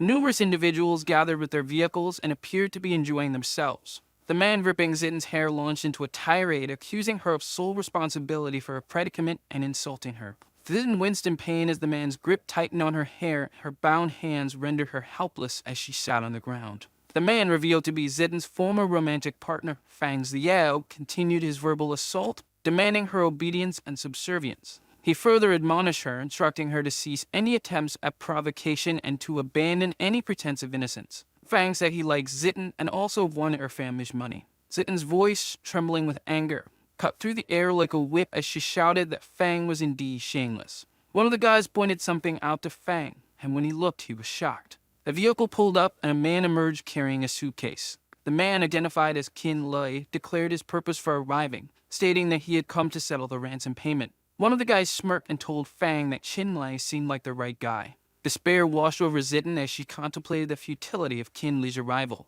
She questioned his ability to rescue her, considering his perceived inadequacies and the overwhelming odds he faced. Fang stood right in front of him and said it had been a tough trip for him to get there. Then Fang further instructed him to put the money on the ground and leave. Qin Lei harbored the belief that fulfilling the ransom demand would secure Zitten's release. He then questioned Fang's lack of moral scruples, inquiring about their disregard for the ethical implications of kidnapping. A wave of mocking laughter rippled through the group, their eyes gleaming with cruel amusement. One of the guys said Qin Lei was a joke to them. Fang approached him, remarking on the Chu family's audacious decision. Fang further declared his intention to acquire both Zitten and the monetary payment while blowing smoke in Qin Lei's face. With a sharp snap of his fingers, Fang directed one of his associates to retrieve the money. A member of the group, retrieving the money in Qin Lei's presence, informed him that his journey had been in vain and that he could return home. One of the men assured him that they would ensure Zitten's safety, hinting at their intention to exploit her sexually. Qin Lei delivered a powerful kick, sending the man soaring through the air. As he flew, a shower of money rained down around them. Fang's eyes widened in shock and let out a furious curse directed at Qin Lei. Then he barked orders to his men and demanded they take care of him.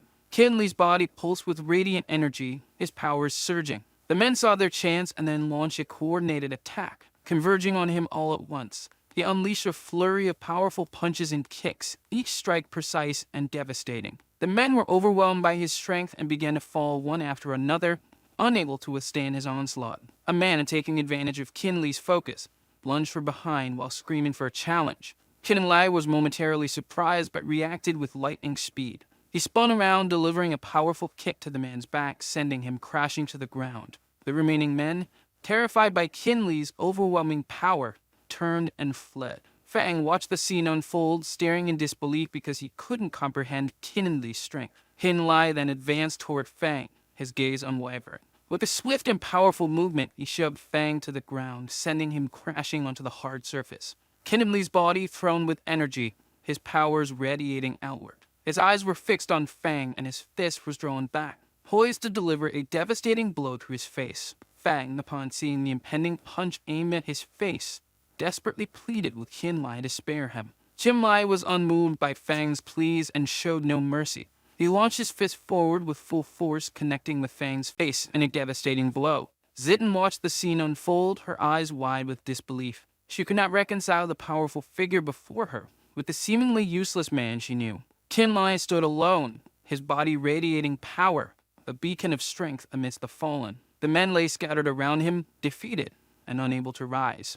Zitten, her mind reeling from what she had witnessed, couldn't help but ask herself when her brother-in-law had become so powerful. Qin Lei let out a sigh of relief because the fight had ended with him winning. Then his gaze fixed on Zitten, and he began to untie the ropes binding her, his movements swift and efficient. They were in a hurry so that Zitten's family would not worry more. As Qin Lei worked to free Zitten from her bonds, she suddenly winced, her voice laced with pain. They set off, their footsteps echoing in the quiet surroundings. Zitten, overwhelmed with gratitude, struggled to find the right words to express her thanks to Qin Lei. His actions had saved her, and she was at a loss for words. So Zitten's cheeks flushed with a mixture of shyness and gratitude, and she hesitantly called out to Qin Lei. He turned around with a curious expression, waiting to hear what she had to say. Her fingers nervously tucked a stray strand of hair behind her ear as she summoned her courage and extended an invitation to Qin Lei. To mask her shyness, Zitten quickly added that the invitation was for her protection, as she feared the men might come for her again. She embarrassingly said that was the only reason Qin Lei should come with her. Qin Lei found her invitation unexpected and did not think she would invite him to a sorority. She suddenly sulked, worrying that Qin Lei might misinterpret her invitation. Qin Lei, and his expression softening with understanding, accepted her invitation with a smile. The following day, Qin Lei returned to the clinic and sought out Qing. He needed to discuss the task he had assigned her and to ensure that she was making progress and that everything was on track. King, her expression composed, reported to him that she had successfully completed the task he had given her. In a professional manner, King informed Chinlai that he could review the completed task at the Tanhao office later that day. Chinlai was genuinely impressed by the speed with which Lion King had completed the task. He talked to himself with relief, saying that it was time to give Qingyin a home. He felt the sense of responsibility for her well-being, and providing her with a safe and independent space was a priority. He then invited Liang King to go with him to check on the house that had been picked. Kim Lai and Liang King were settled in the car, ready for their house-hunting adventure. As the car pulled away, he let out a long yawn, and his eyes drooped slightly, but suddenly his phone rang. He answered his phone, expecting a routine call. It was Jeon Jun on the other end, his voice brimming with excitement, saying that he had some good news for him. Jun gently watered the vibrant plants as he chatted with Qin Lai on the phone. His muse left Qin Lai sputtering, a surprised cough escaping his lips. It seemed like Jeon Jun had gone above and beyond, exceeding even Qin Li's expectations with his ambitious purchase. Realizing that his words had left Qin Lai in shock, he quickly reassured him that the stores were still undergoing renovation. Qin Lai, still reeling from the news, decided to express his gratitude to Jeon Jun for his efforts instead of dwelling on the surprise. He praised him and called him a great benefactor to the Jiang family. Jun also expressed his eagerness for Qin Li's arrival in Jiangcheng and waited patiently for the moment they could reunite. Jun went on to say that upon Qin Li's return from Yangcheng, he would be gifting him a luxurious villa as a token of his appreciation. Qin Li politely declined Jiang Jun's generous offer, explaining that he would not let him waste his money. He had already purchased a villa for himself, which made Jiang Jun's gift unnecessary. He and his assistant arrived at the opulent Sky One villa and were greeted warmly by the attentive staff. One of the staff members approached Liang King curiously, asking why he wasn't with her. Liang King, however, pointed out that the man beside her was her boss and Hinlai was the very person who had purchased the luxurious Sky One villa. The staff member, judging by his appearance, could not quite believe he was the one who had bought Sky One. She was hesitant and unsure if he was truly the owner of such a lavish property. The staff member remained convinced that the man in front of her was likely a poor man trying to appear wealthy. She believed Mr. Zhao, another potential buyer, would be more likely to purchase the villa and would probably give her a $500,000 gift in return.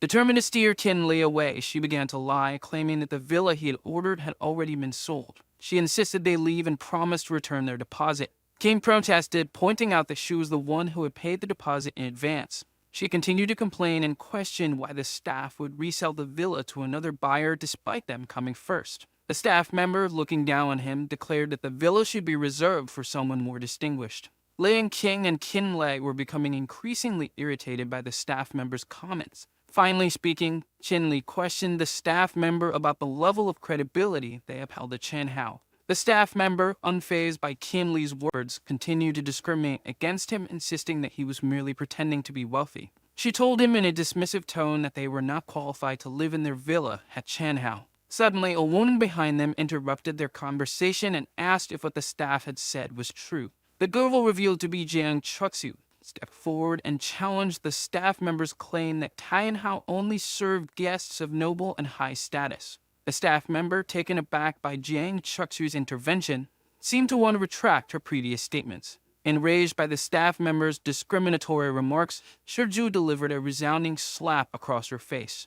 As she slapped the staff member, she declared that Mr. Qin Lai was their most distinguished guest. Following the confrontation, Jiang Chuxu approached Qin Lai and introduced herself, mentioning that she had seen him at Jiang Jun's residence. She also revealed that she was the one he had contacted on the phone regarding the source of the raw stone. Qin Lai was slightly taken aback when he realized that she was the voice on the other end of the phone call. She apologized to him for the staff member's rude behavior and the inconvenience that had caused him. After Chuxu apologized, Qin Lai reassured her that it was fine. The staff member, still reeling from the slap, was astonished to witness Qin Li's familiarity with Chuxu. His voice, laced with disappointment, addressed the staff member, saying not to attempt something like that again. The staff member, still on the floor, quickly apologized and promised not to repeat her actions. Qin Lai, his frustration evident, declared that they would only return once all the necessary procedures for the villa were finalized. Visibly embarrassed, the staff member apologized again and promised to personally oversee the completion of the villa's arrangements. The remaining staff members bowed respectfully as Kinley and his assistant turned to leave. With a sharp snap of her fingers, Jiang Chuxi signaled her bodyguards to remove the staff member from her presence. She made it clear that she wanted no further interaction with the woman. The bodyguards swiftly obeyed, their grip firm as they pulled the staff member away. Despair and disbelief were etched across her face as she was dragged from the scene. Later that day, a chaotic scene unfolded in front of Kinley's clinic, with police officers and concerned patients forming a large and agitated crowd. A woman with visible and severe injuries stood amidst the crowd, her voice laced with anger. She accused the clinic of selling counterfeit medication, claiming that it was the cause of her disfigurement. Several other women, their faces similarly marred, echoed the young woman's accusations. They all claimed that after taking medication from the clinic, their faces had been disfigured. The women's voices rose in unison, accusing the doctor of being unscrupulous, a fraud, and indifferent to the well-being of his patients. As Kinley arrived at his clinic, he was met with a scene of chaos. A large crowd had gathered outside, and he could not help but wonder what had caused such a commotion. Spotting him, the young woman who had been shouting accusations pointed directly at him and declared him to be the fraudulent doctor responsible for selling counterfeit medication. The other people in the crowd turned their gazes toward Kinley, their expressions a mixture of anger and disbelief. The young woman's voice rose in intensity, demanding that he be arrested. The woman pointed a finger directly at Kinley, her voice sharp and accusatory. Completely bewildered by the situation, he looked at the woman with a mix of shock and confusion,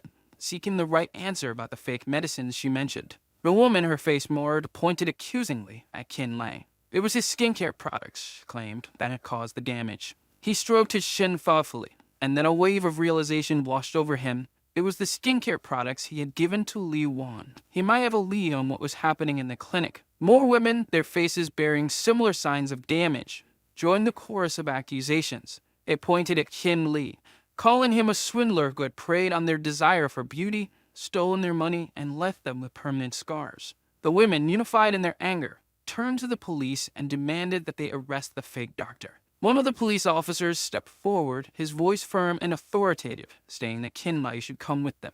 Liang King, with a sudden burst of action, stepped in front of him, shielding him from the arresting officers. The police officer, unfazed by Liang King's intervention, responded that Kinley should be questioned by the police department. Kinley, on the other hand, remained calm and unfazed by what was happening around him. The police officer barked at Kinley, his voice sharp, commanding him to put his hands up and not move. With a quick movement, Kinley pulled out his phone and displayed it to the officers. He explained that he was on a call and seeking a witness to clear his name regarding the skincare product issues. The police officers exchanged confused glances, but one of them reached out and took the phone.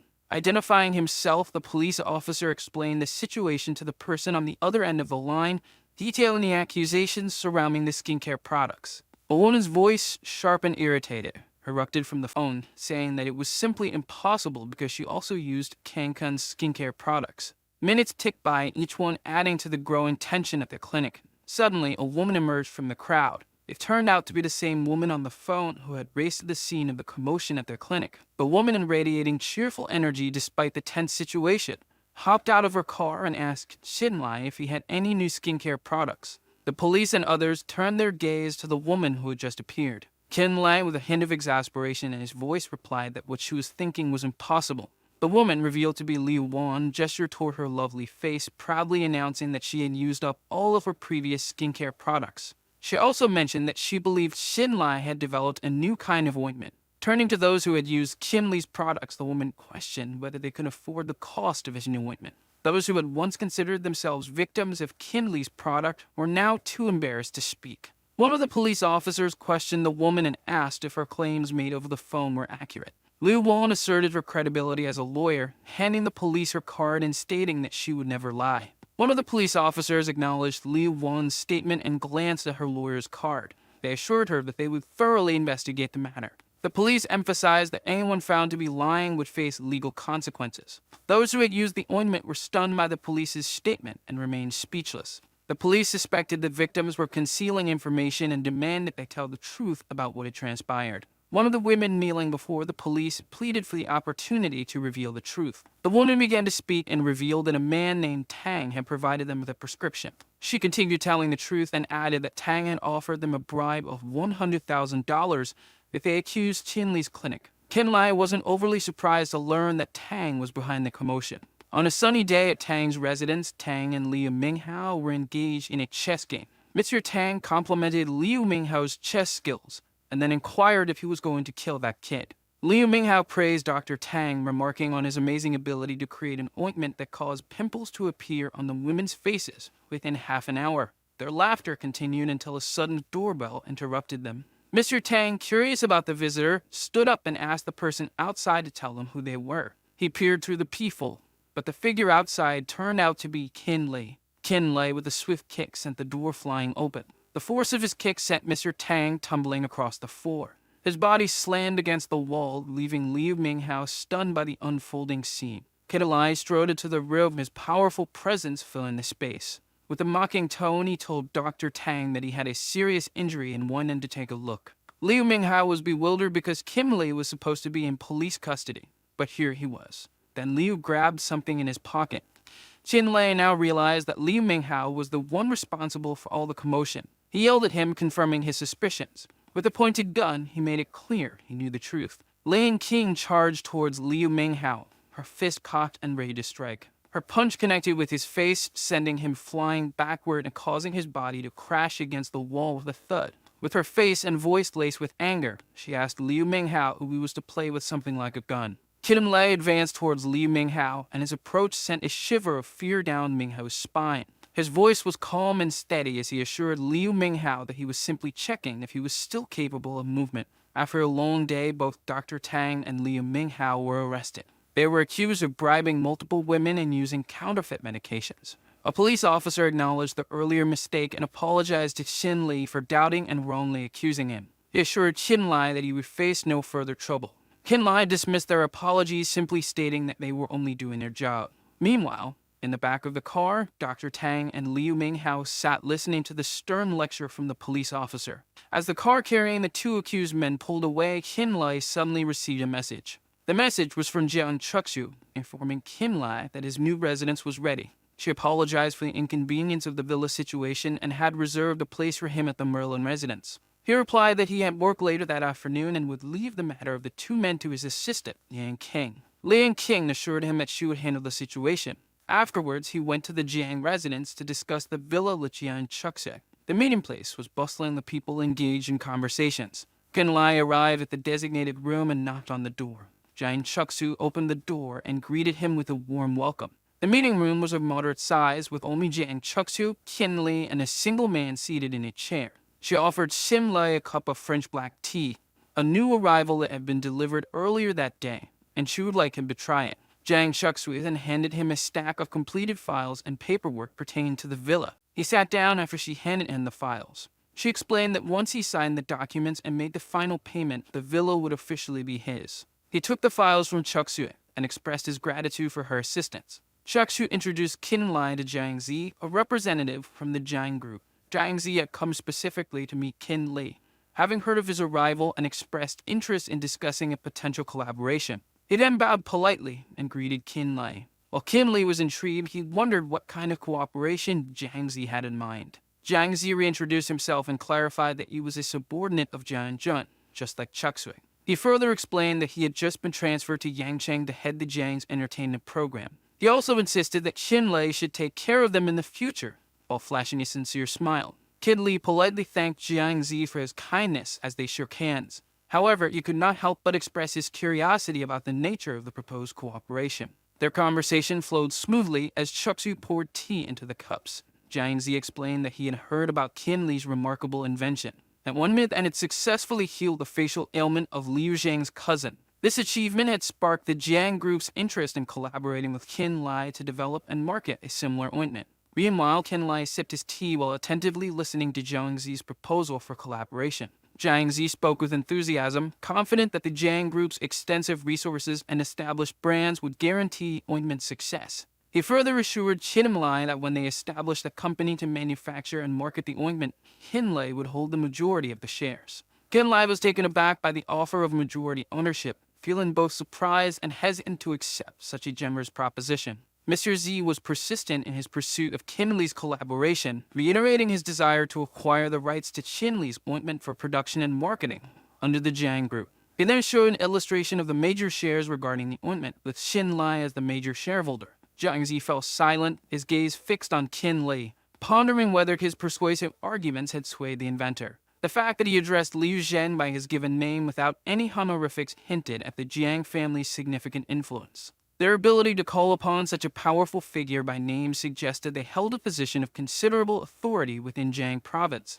Qin Lai mused to himself and acknowledged the truth in Jiang Zi's words. He realized that the Jiang group's extensive resources and established network would undoubtedly amplify the ornament's reach and impact. He thought about it carefully and deeply, while holding his chin. Jiang Zi observed Qin Li's thoughtful expression and suspected that the inventor might be hesitant or perhaps concerned that the offered share of the company was insufficient. With a sudden and deliberate cough, Mr. Zi subtly signaled to Chuksu, seeking her assistance in persuading Qin Li to accept the collaboration. Chuksu, ever perceptive, immediately recognized Jiang Zi's silent plea and swiftly moved to act. She rose from her seat and extended a formal offer to Qin Li. To compensate for the previous day's disruption, she proposed that Qin Li accept ownership of the largest casino in Yangcheng. Chuksu presented the ownership documents to Qin Li, but he politely declined. He explained that Jiang Zi's gesture was too grand and that the previous day's commotion had already been resolved to his satisfaction.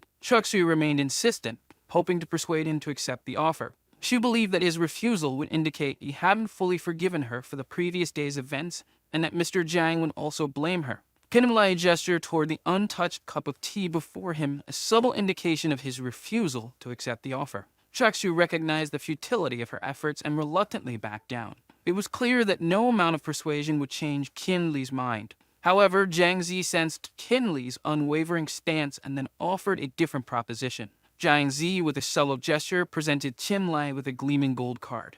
This card, he explained, would grant Qin Li free access to all of Jiang's entertainment establishments. Faced with the unwavering generosity of both Jiang Zi and Chuksu, Qin Li found himself unable to refuse. He accepted the gold card with a grateful nod, acknowledging their persistent efforts to make amends. A wave of relief washed over both Chuksu and Jiang Zi as they witnessed Qin Li accept their offer. Jiang Zi, with a reassuring smile, poured a fresh cup of tea for Qin Li and asked him what he thought about their collaboration. After a moment of contemplation, Qin Li proposed a new plan for their collaboration. He suggested that the Jiang group provide the production line and marketing channels, while he would contribute his expertise. He proposed a 50-50 share split, with Zi holding the shares on his behalf. Jiang Zi's eyes lit up with excitement at Qin Li's proposal and happily said that he would bring the contract tomorrow. Chuksu's phone buzzed with a message that interrupted the celebratory atmosphere. There was a notification that a supplier of raw stones would be arriving at the Chanhao Hotel later that evening. Qin Li stands up and says that he won't bother her anymore about the business. Later that evening, Qin Li made his way to the warehouse to personally inspect the newly arrived shipment of raw stones. He was holding a bucket overflowing with jade stones and let out a weary sigh. The clock struck midnight, yet Qin Li remained awake, diligently cutting each jade stone in half with a practiced hand. Exhaustion finally caught up with him, forcing him to remove his goggles and let out a weary shout. Qin Li, while scratching his face, muttered to himself that he had no idea the blood jade was so rare. As he surveyed the stones, a memory flickered through his mind. He remembered a time when he used his unique ability to discern the true jade stones from the ordinary ones. With a determined glint in his eye, Qin Li activated his powers. The room pulsed with energy as his abilities surged, searching for the distinct aura that only a true jade stone possessed. After a minute of intense concentration, Qin Li's powers finally located a stone with a unique and vibrant aura distinct from the others.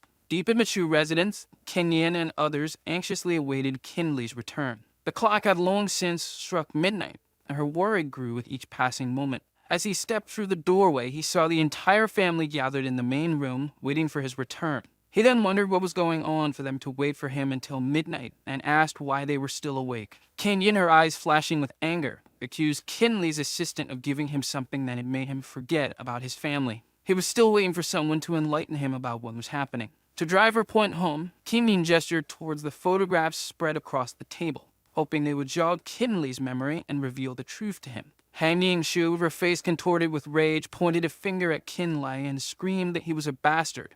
Her voice trembled with anger as she accused Qin Li of betraying her daughter. She demanded that he leave the Chu family immediately if he continued his infidelity, claiming that his actions were sullying the family's reputation. He then grabbed the pictures from the table, his heart pounding in his chest. His eyes widened in disbelief as he saw a photograph of himself and his assistant, Liang Qin, together. As Kim Lai stared at the photographs, Kim Yin's parents and Kim Yin herself glared at him, their faces filled with anger and accusation.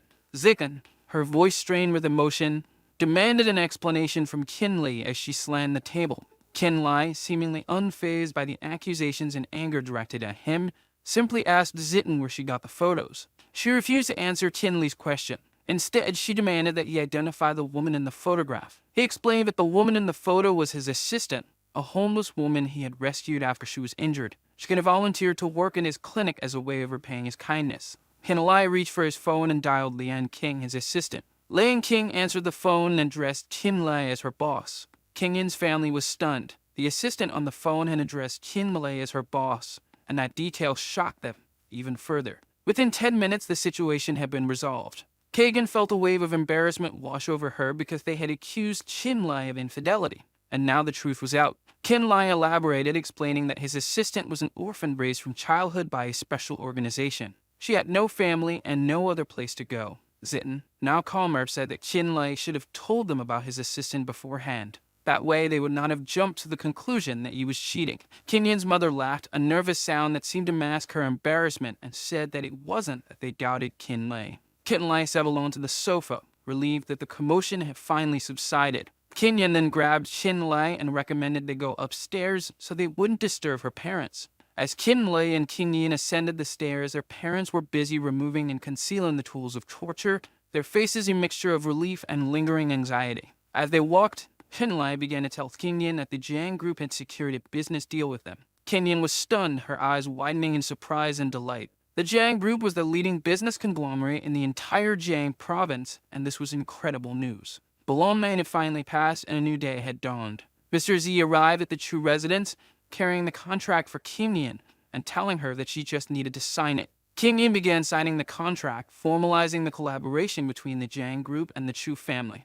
Mr. Z extended his congratulations to Miss Kim Yin on her new position as CEO of the newly formed company. Kim Yin responded with humility, acknowledging that she would need Mr. Z's guidance in the future, particularly with aspects of the business that were unfamiliar to her. He was genuinely pleased, his heart warmed by the stories Kim Yin and Kim Lai had shared about her previously. A thought lingered on Kim Yin's lips, but she couldn't quite voice it. The joy of bringing happiness to someone else was simply overwhelming. Her voice suddenly became small, and she asked if it was because of the opening of the company that Kim Lai went to Jiangcheng.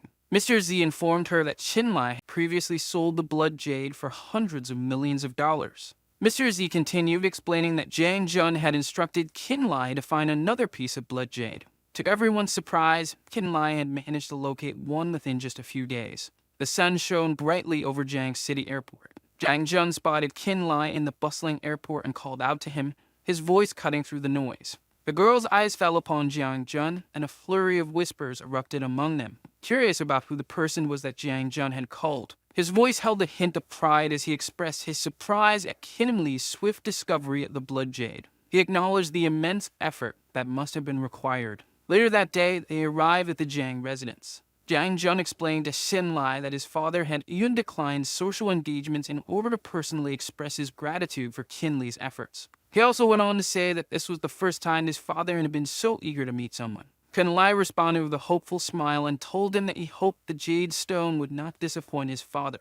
Jiang Jun's father showered him with praise upon entering the room. He expressed his heartfelt gratitude, acknowledging that Kim Lai had saved his life. He couldn't believe how young Kim Lai was, yet he had accomplished such a feat. Kim Li, with characteristic humility, deflected the praise. He explained that his knowledge of medicine was limited, gleaned primarily from books. A few moments passed, and Jiang Jun, his brow furrowed with worry, inquired about the blood jade. Mr. Qin's discovery of a rare 7-colored jade for the Jiang family was met with astonishment. The jade had been unseen for decades, and it was a remarkable find. Driven by curiosity, Jiang Jun asked if it was the same 7-colored jade from the auction that was worth $10 billion.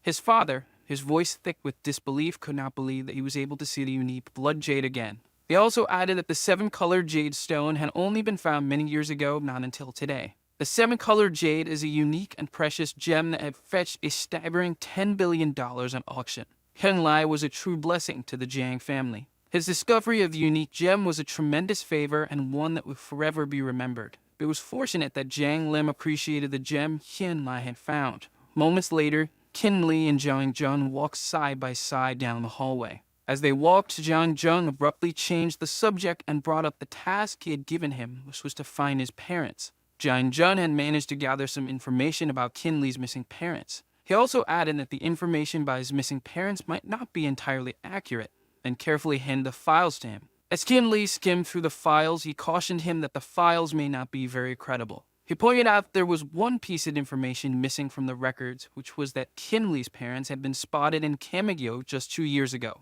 Qin Lai was stunned by Jiang Zheng's revelation about his parents and urgently asked for confirmation. Jiang Zheng reassured Qin Lai that he had only received the information and was still seeking confirmation.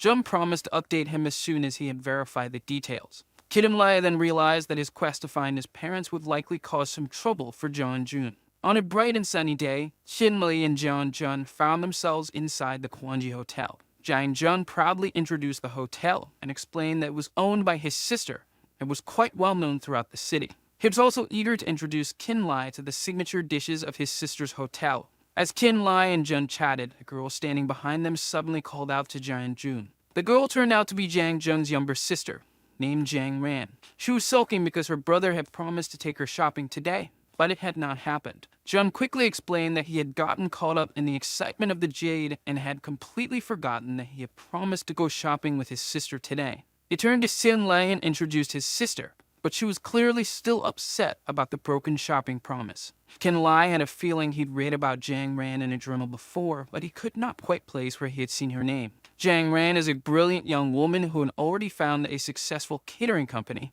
and was now a dominant force in the city's food scene, despite being only 20. He extended his hand for a handshake and introduced himself, but Jiang Ran completely ignored him because her attention was still focused on her brother. Jiang Ran insisted that they order something in the private room, still fuming about her brother breaking their shopping plans. Jen explained to him while whispering that his sister had a bit of a problem with men and was not very interested in getting along with them. She overheard, which made her even more upset, causing the other two to shut up. Suddenly, a well-built bodyguard rushed over to tell Jiang Ran that something had happened. She scolded him for being loud since there were customers in the area. The man explained that a staff member was about to jump off the building, alarming all of them. She then rushed to the elevator while calling the police for backup. Jiang Zheng apologized to Qin Li for the incident, but Qin Li simply told him to relax, saying he might be able to help with their trouble. Up on the rooftop, the other staff members are trying to convince the girl to stop, but she doesn't seem to hear them due to an evil aura. Her foot danbles over the ledge, nearly causing her to fall. Jiang Ran arrives at the rooftop as the other two follow. She then tries to convince the girl not to jump and promises her anything in exchange. The girl turns around and asks if she really meant that. Qin Lai notices her red eyes and the evil aura, causing him to deduce that this is not a simple suicide. Jiang Ran rushes over to the ledge to try and stop the girl from jumping, ignoring Qin Li's warnings not to go near her. The possessed girl grabs Jiang Ran's wrist and jumps over the ledge, causing Ran to lose her balance. As the girl pulls her off the ledge, they both begin to fall, and Ran extends her hand, trying to grab onto something. Qin Lai swiftly moves toward her as her brother shouts her name. He manages to catch both of the girl's hands in the nick of time, successfully saving them from falling, though he struggles to pull them up from the ledge. He then pulls them up too hard, making them fly into the air. Qin Lai sees Jiang Zheng's sister falling in front of him, and manages to glance at her underwear for a brief moment, before she roughly lands on his groin, causing him to spit out blood from the pain, while the other girl lands on all fours. The girl then proceeds to attack them both while their guard is down.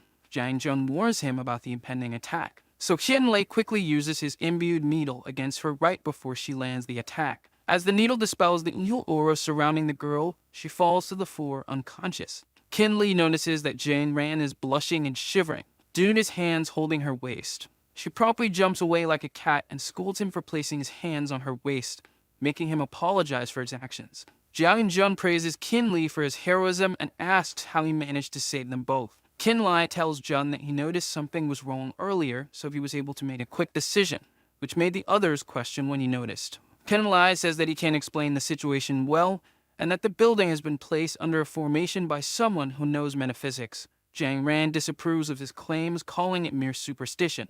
But Qin Lai adds that it's not just superstition, that the building is cursed. This causes Zhang Ran to be mad at him for calling her hotel cursed, despite him saving her life. Jiang Jun interrupts their banter and tells him about his concern regarding metaphysics users, since such things didn't exist until a couple of years ago. As he says this, Jiang Ran rushes over to the collapsed girl and orders her men to call an ambulance to assist her. Jun then asks Qin Lai to go back downstairs, but Qin seems to be focused on something. They continue their conversation as they return to the main floor, but Qin Lai still seems distracted, rummaging through his pockets. He then drops a jade gourd into a potted plant and finally replies to Jiang Jun. As they head out, the gourd seems to be overflowing with magical power, continuing even after they leave. A few minutes later, Jiang Lim brings an old man to the hotel, having heard that his daughter had been having trouble lately. This man's name is Master Cheng, and he assures Lin that he will solve the problem as he strokes his beard. Suddenly, he senses something, a strong evil aura permeating throughout the hotel. He worriedly states that the person who set up the evil formation seems to be an expert, and that only 2 people in Jiangcheng can break this formation. They enter the hotel, and Jiang Ran notices them as she is calling the hospital for the possessed girl. She asks her father what they are doing there. He replies that there's something wrong with the hotel, so he brought Master Cheng to take a look. While the two are talking, Master Cheng spots something unusual in a potted plant. He sees the jade gourd that Xin Li previously dropped on purpose and asks who put it there. Cheng crouches to closely inspect the gourd, and then a security guard comes over to inform him that it was dropped by a man who was with Jiang Jun. Jiang Ran is surprised that Qin Li's name is being mentioned again, making her wonder what the fuss is all about. Master Cheng tells her that it was thanks to the gourd that they were all able to avoid a violent death, but Ran doesn't believe it and secretly gets irritated at the man. Jiang Lim is the opposite and believes the man, so he asks for the specifics. Cheng replies, saying that the one who left the gourd can break the formation for sure. They ask where Qin Lai is, but Jiang Ran doesn't know and tells them that Jun took him somewhere earlier. Her father then orders her to immediately call them to find out where he is.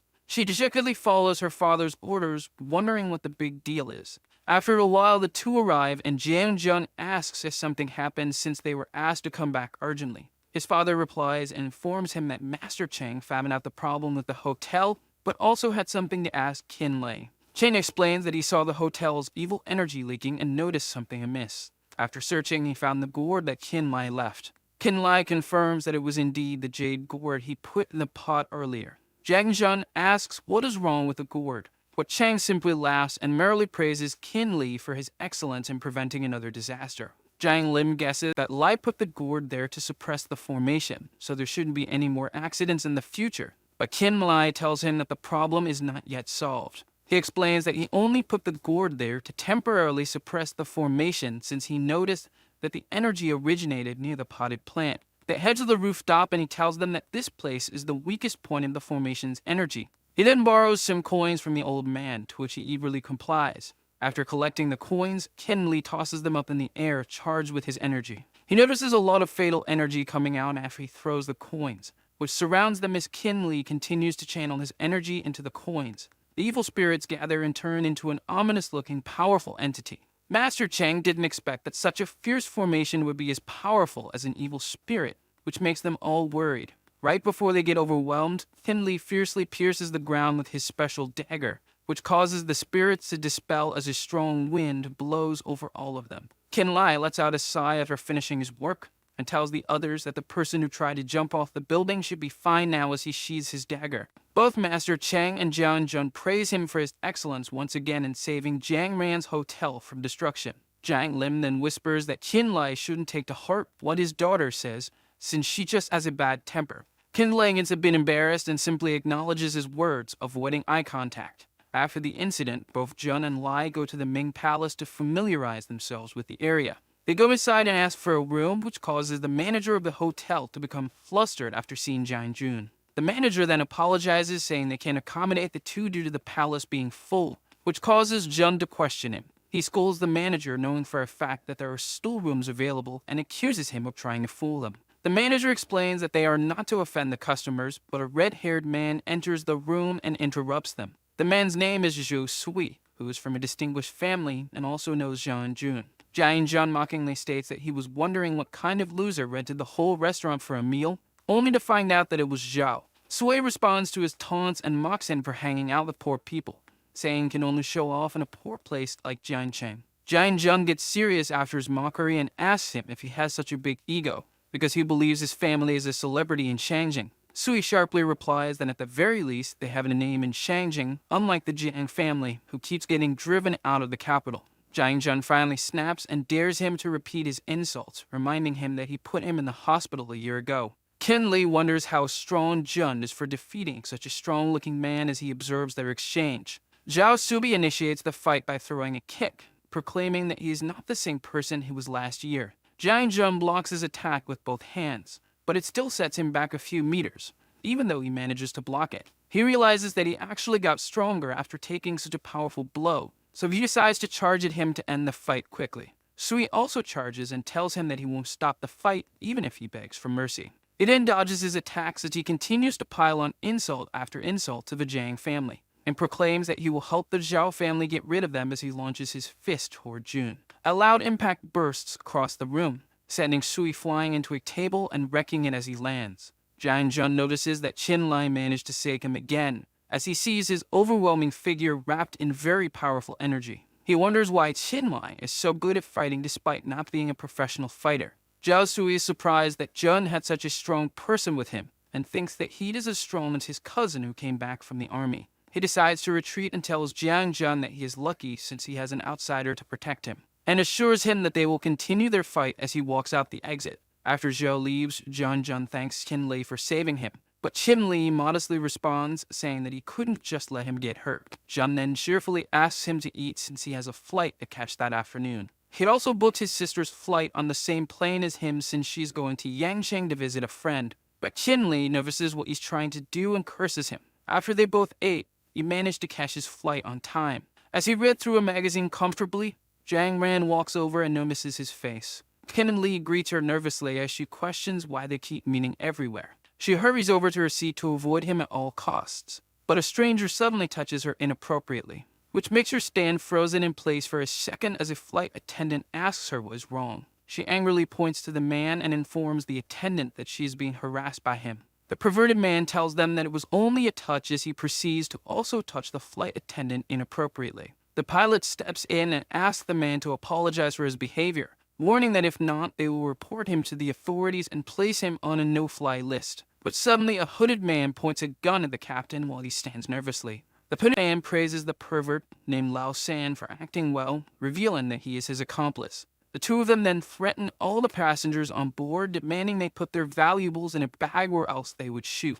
Jiang Ran shivers in fear after seeing the situation unfold, and is suddenly grabbed from behind, making her sunglasses fall off. It was Qin Lai who grabbed her, now ordering her not to make a noise. They then go to the bathroom to hide. Qin Lai sternly tells Ran to lock the door and hide, saying he will go out, so she asks him what he's going to do. He confidently states that he will take down the robbers outside. Jiang asks why he would want to mess with the thugs and tells him it would be better to just give them all their belongings, which makes him annoyed. Back outside the bathroom, Lao San complains that they haven't even met a single rich person on the plane. Suddenly, a child loudly cries in front of him. He points his gun toward the kid and threatens to shoot him if he doesn't shut up. Before he can do anything, Qin Lai swiftly steps in and lands a strong punch straight to the robber's face, which sends the guy flying into the seats. The other robber shouts at him to get up while taking the captain hostage, but he doesn't respond. He then tries to find who did it, and threatens to kill the pilot if anyone moves, which makes Qin Lai torn on what to do since there's a hostage at gunpoint. Right before the robber can pull the trigger, Qin Lai rushes over to attack with his bare hands. Then a loud bang echoes throughout the plane as blood drips.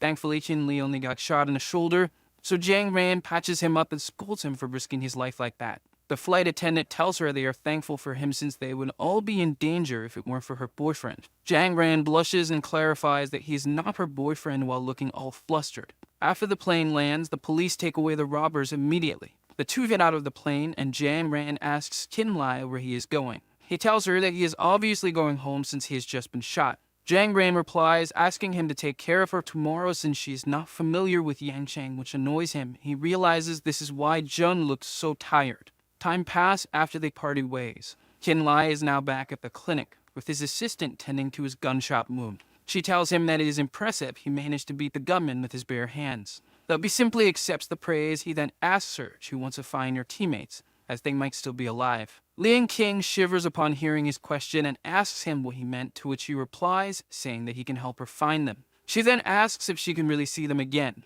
to which he assures her that she can. Afterwards, she looks for the personal information of her teammates to aid in his search, while Kinley notices that she has started crying and ponders that she also has a soft side.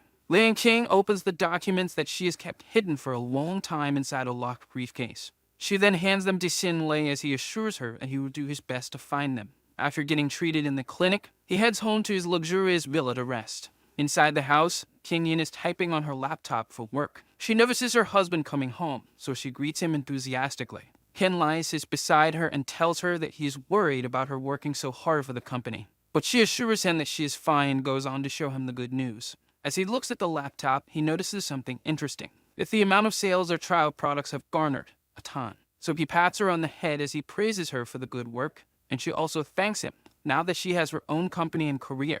She then informs him that she has a meeting in Yangcheng tomorrow afternoon, but she doesn't want to see the person who invited her since it was her previous boss. Kate Lee asks if she really wants to go, to which she replies that it is important to go since they can make a lot of connections there. But she is still worried that she might have a hard time if she goes to the meeting alone. So he jokingly asks her if she is still worried that the Jiang group is not as good as the Sky Able company, to which she firmly denies. Kin Lai then tells her not to worry anymore since he will accompany her. After a short while, Kin Lai is ready for bed while his wife is having a shower in the background.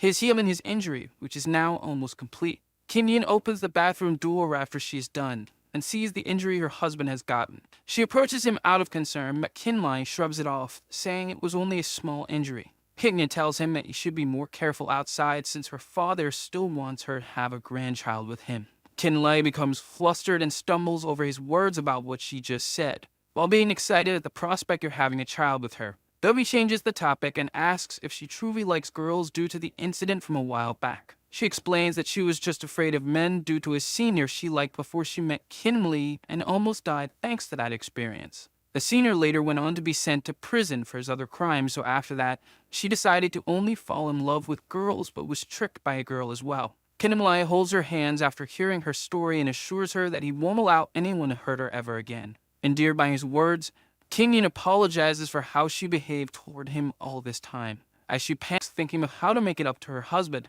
Kim Lai simply tells her to forget about all the things that happened in the past and to move forward. As he pushes her onto the bed, he turns the light off, plunging them both into darkness, deep into the night while the cicadas cry outside. The couple are pressed against each other, making King Yin ask him to rest due to his injuries. But he refuses, saying that it is only a small injury, so she finally agrees to continue the deed and asks him to be gentle. And so they finally spend the night together for the first time, with their hearts finally in sync. Morning then came after spending the night in each other's arms. While a gardener cleans up the mess outside due to the massive winds from the previous night, the couple gets ready to eat their breakfast. Ken Lang offers to help her with the chores while looking absolutely elated. But she refuses and tells him that she can handle it by herself as she shyly avoids staring into his eyes due to the warm night they spent together earlier. So he simply reminds her that they will be going to the exchange meeting later before they go and eat. Afterward, they both head outside to the city. Kenyan asks Kim Lai why they are at a car dealership.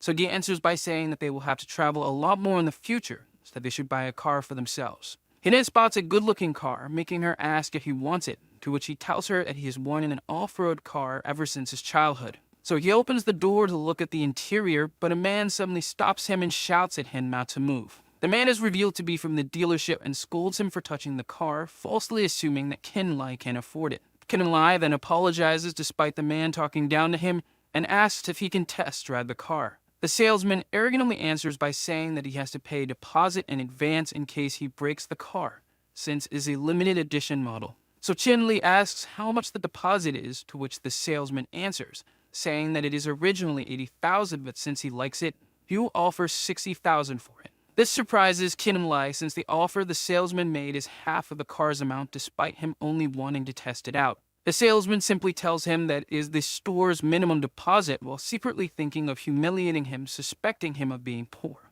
Kenyan notices the man's attitude and tells Kin Lai that they should just head out due to the salesman's unwelcoming statements, and that they should just look at the next store, to which he promptly agrees. The salesman then berates them behind their back, saying that they can't afford anything, so there's no point in going to the next place. While he continues to talk down to the couple, his subordinates call out to him and tell him that the couple really crossed the street to take a look at the other store. This surprises him, making him decide to take a look at what they will do. The dealership they visit is New Borghini. Inside, they are warmly greeted by a manager who recommends a car called Aventador for $800,000 and even offers to let them test it out for free. The arrogant salesman from before furiously scolds the manager named Juan for letting the couple drive an expensive car, and falsely accuses them of not being able to afford a car for $100,000, to which Juan simply shrugs off and tells him that it's their policy to serve every customer. Kin Lai is now irritated by the previous salesman's accusations and asks him why he thinks that he can't afford the car.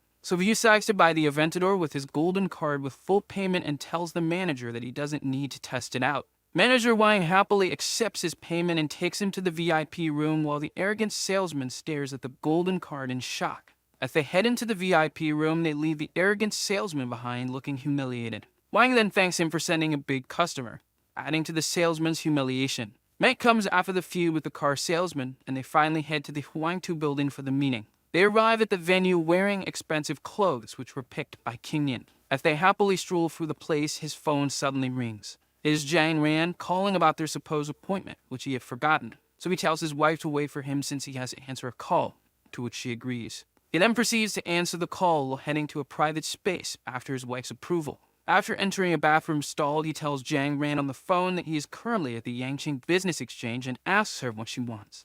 She furiously scolds him for not picking her up, so he tells her that he is at the top of the Huangtu building, and tells Miss Jiang, who suddenly appeared before him, to pick her up since he was not yet accustomed to the place. She then asks who she is supposed to pick up, to which he answers that it is Jiang Ran, who is currently staying on the second floor. This makes her immediately head there, worrying why the young miss stayed in the Huangtu building without their family knowing. Back at the meeting, while Kim Yin is talking to other people, she is suddenly interrupted by someone who is surprised to see that she came. It was her previous boss, who suddenly criticizes her for wearing showy clothes and accuses her of planning to seduce millionaires, all while wearing the gaudy outfit herself. Kim Yin then tells her previous boss, when she calls director Liu, to watch what she is saying. This makes the fat director approach her and slap Kim Yin for offending her. She then tells her to get out, shouting that Kim Yin has no right to tell her what to do, and that she shouldn't get ahead of herself just because she left her job. Ken Lai arrives at the scene and asks what the commotion is all about. Director Liu recognizes him as King Yin's deadbeat husband and tells him that he should discipline his wife.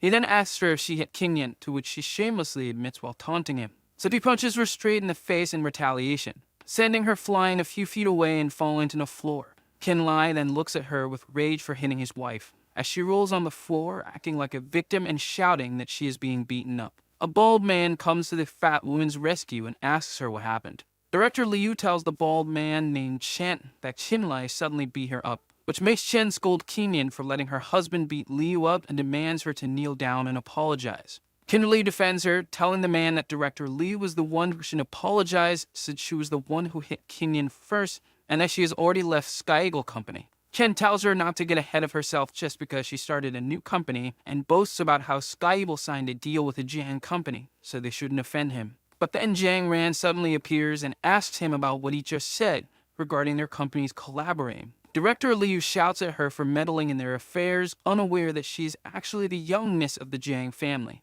Chakshu interrupts and informs Director Liu that she is currently speaking to a member of the Jiang family, which makes the two geezers nervous after blatantly disrespecting the girl. As the night progresses, Director Liu tries to reintroduce herself as the director of the Sky Eagle Company and Chen as the manager. But Chuksu brushes off their polite introductions by asking if they were the ones who scolded Jiang Ran, to which the director denies, claiming it was a big misunderstanding, and that Chen Lai was the true cause of the commotion since he hit her. Manager Chen supports this and then asks Chuksu to get rid of the couple. Chuksu asks them what company they belong to, and they reply that they are members of Sky Eagle. She then announces that the business contract between their companies will be cancelled and that the Jiang Group will compensate for the breach of contract. This stuns the two geezers, leaving them wondering why she decided to punish them instead of the couple. Chuksu explains that she isn't mistaken at all in punishing them, since they insulted Miss Jiang Ran, and the second largest shareholder of the Jiang Group in Yangqing, not to mention Jiang Ran's dear friend Qin Li,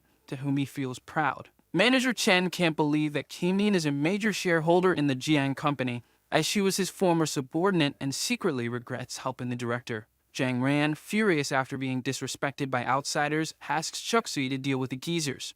so Chuksu promptly orders them to leave, warning that otherwise they will be dragged out by security. Jang Ran then feels proud after saving Kin Lai, so he thanks her for her help. As she picks up a wine glass, she seductively asks Kin Lai to pour her a glass if he really intends to thank her. But Kin Yin interrupts her from flirting with her husband by offering to pour her a glass for herself as thanks for what she did. Jang Ran then asks who Kin Yin is as she firmly grasps her hand. So Kin Lai introduces Kin Yin as his wife, making the two exchange vicious looks as they realize each other's romantic feelings toward Kin Lai. Kin Yin then grabs the wine glass and takes it from Jang Ran, refusing to let her pour the wine. Though Jang Ran insists, Kin Yin firmly says that she wants to thank her on behalf of her husband, throwing a wrench into her plans of seducing Kin Lai. Kin Lai notices the tension between the two and feels that he should leave in order to survive. So he tries to escape, but the two firmly tell him that he can't go anywhere. This makes him retreat to the restroom instead, so they can't do anything to stop him.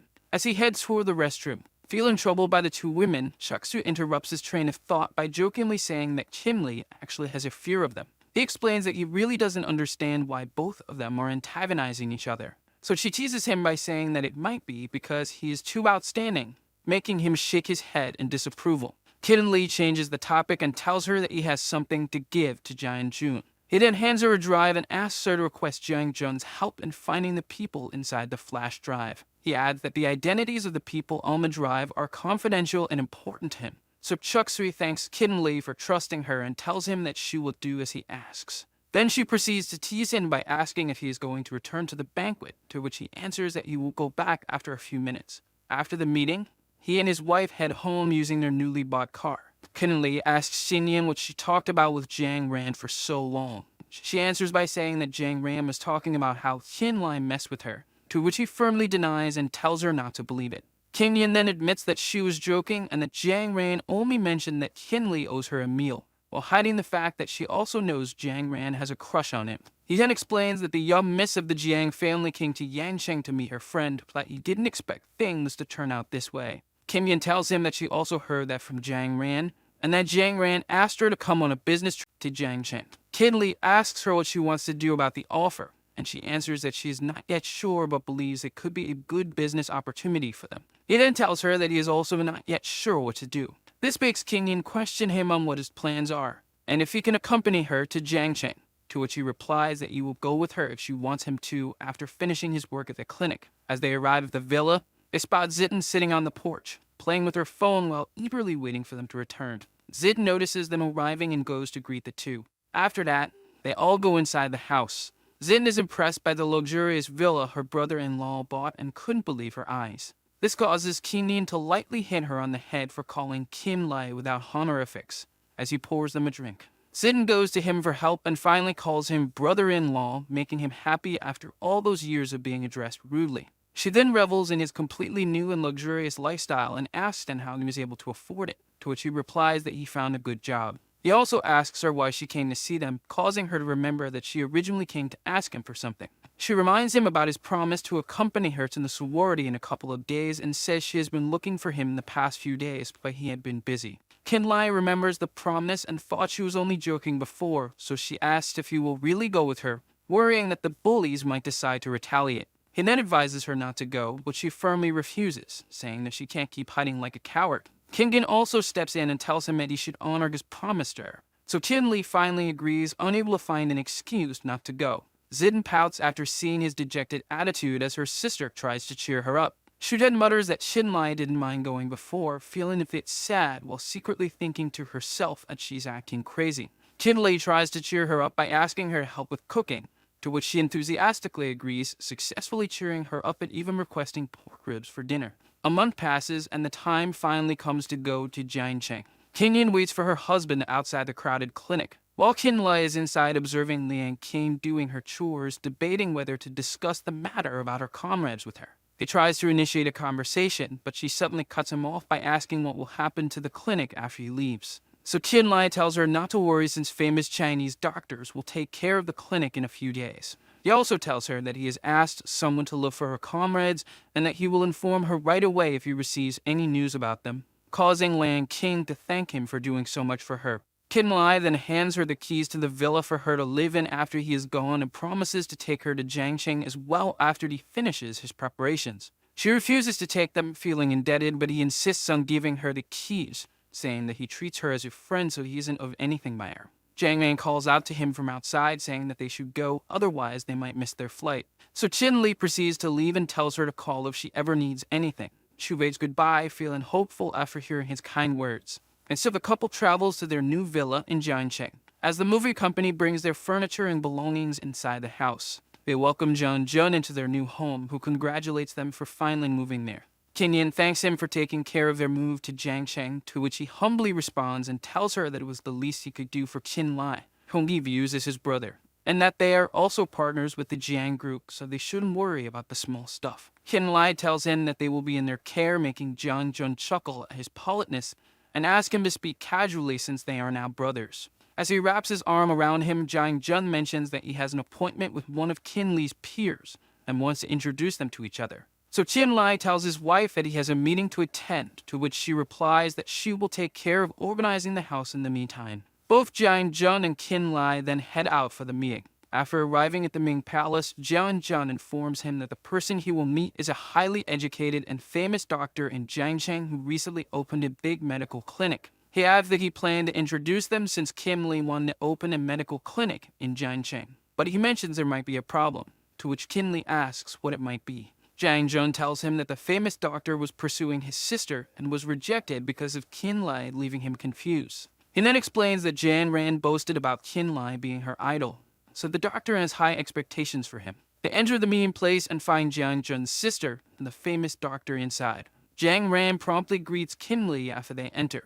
Then he goes to greet the doctor, who asks if he is the one being admired by Jiang Ran. After the handsome doctor realizes that Qin Lai is the one, he proceeds to talk down to him for looking like a country bumpkin. Seeing that the doctor is disappointed in him, Kim Lee wonders what Jiang Ran told him to make him act this way. As he ponders what she told the doctor named Xia Wenbao, the man boasts about his achievements, making the others feel uncomfortable due to his pompousness. He adds that he even cured the president of the United States of a polycystic tumor, but Jiang Ran cuts him off, saying that he shouldn't be so sure that he is better than Qin Lei. She tells him that he still has a lot to learn from others, which shatters his pride, making him furious.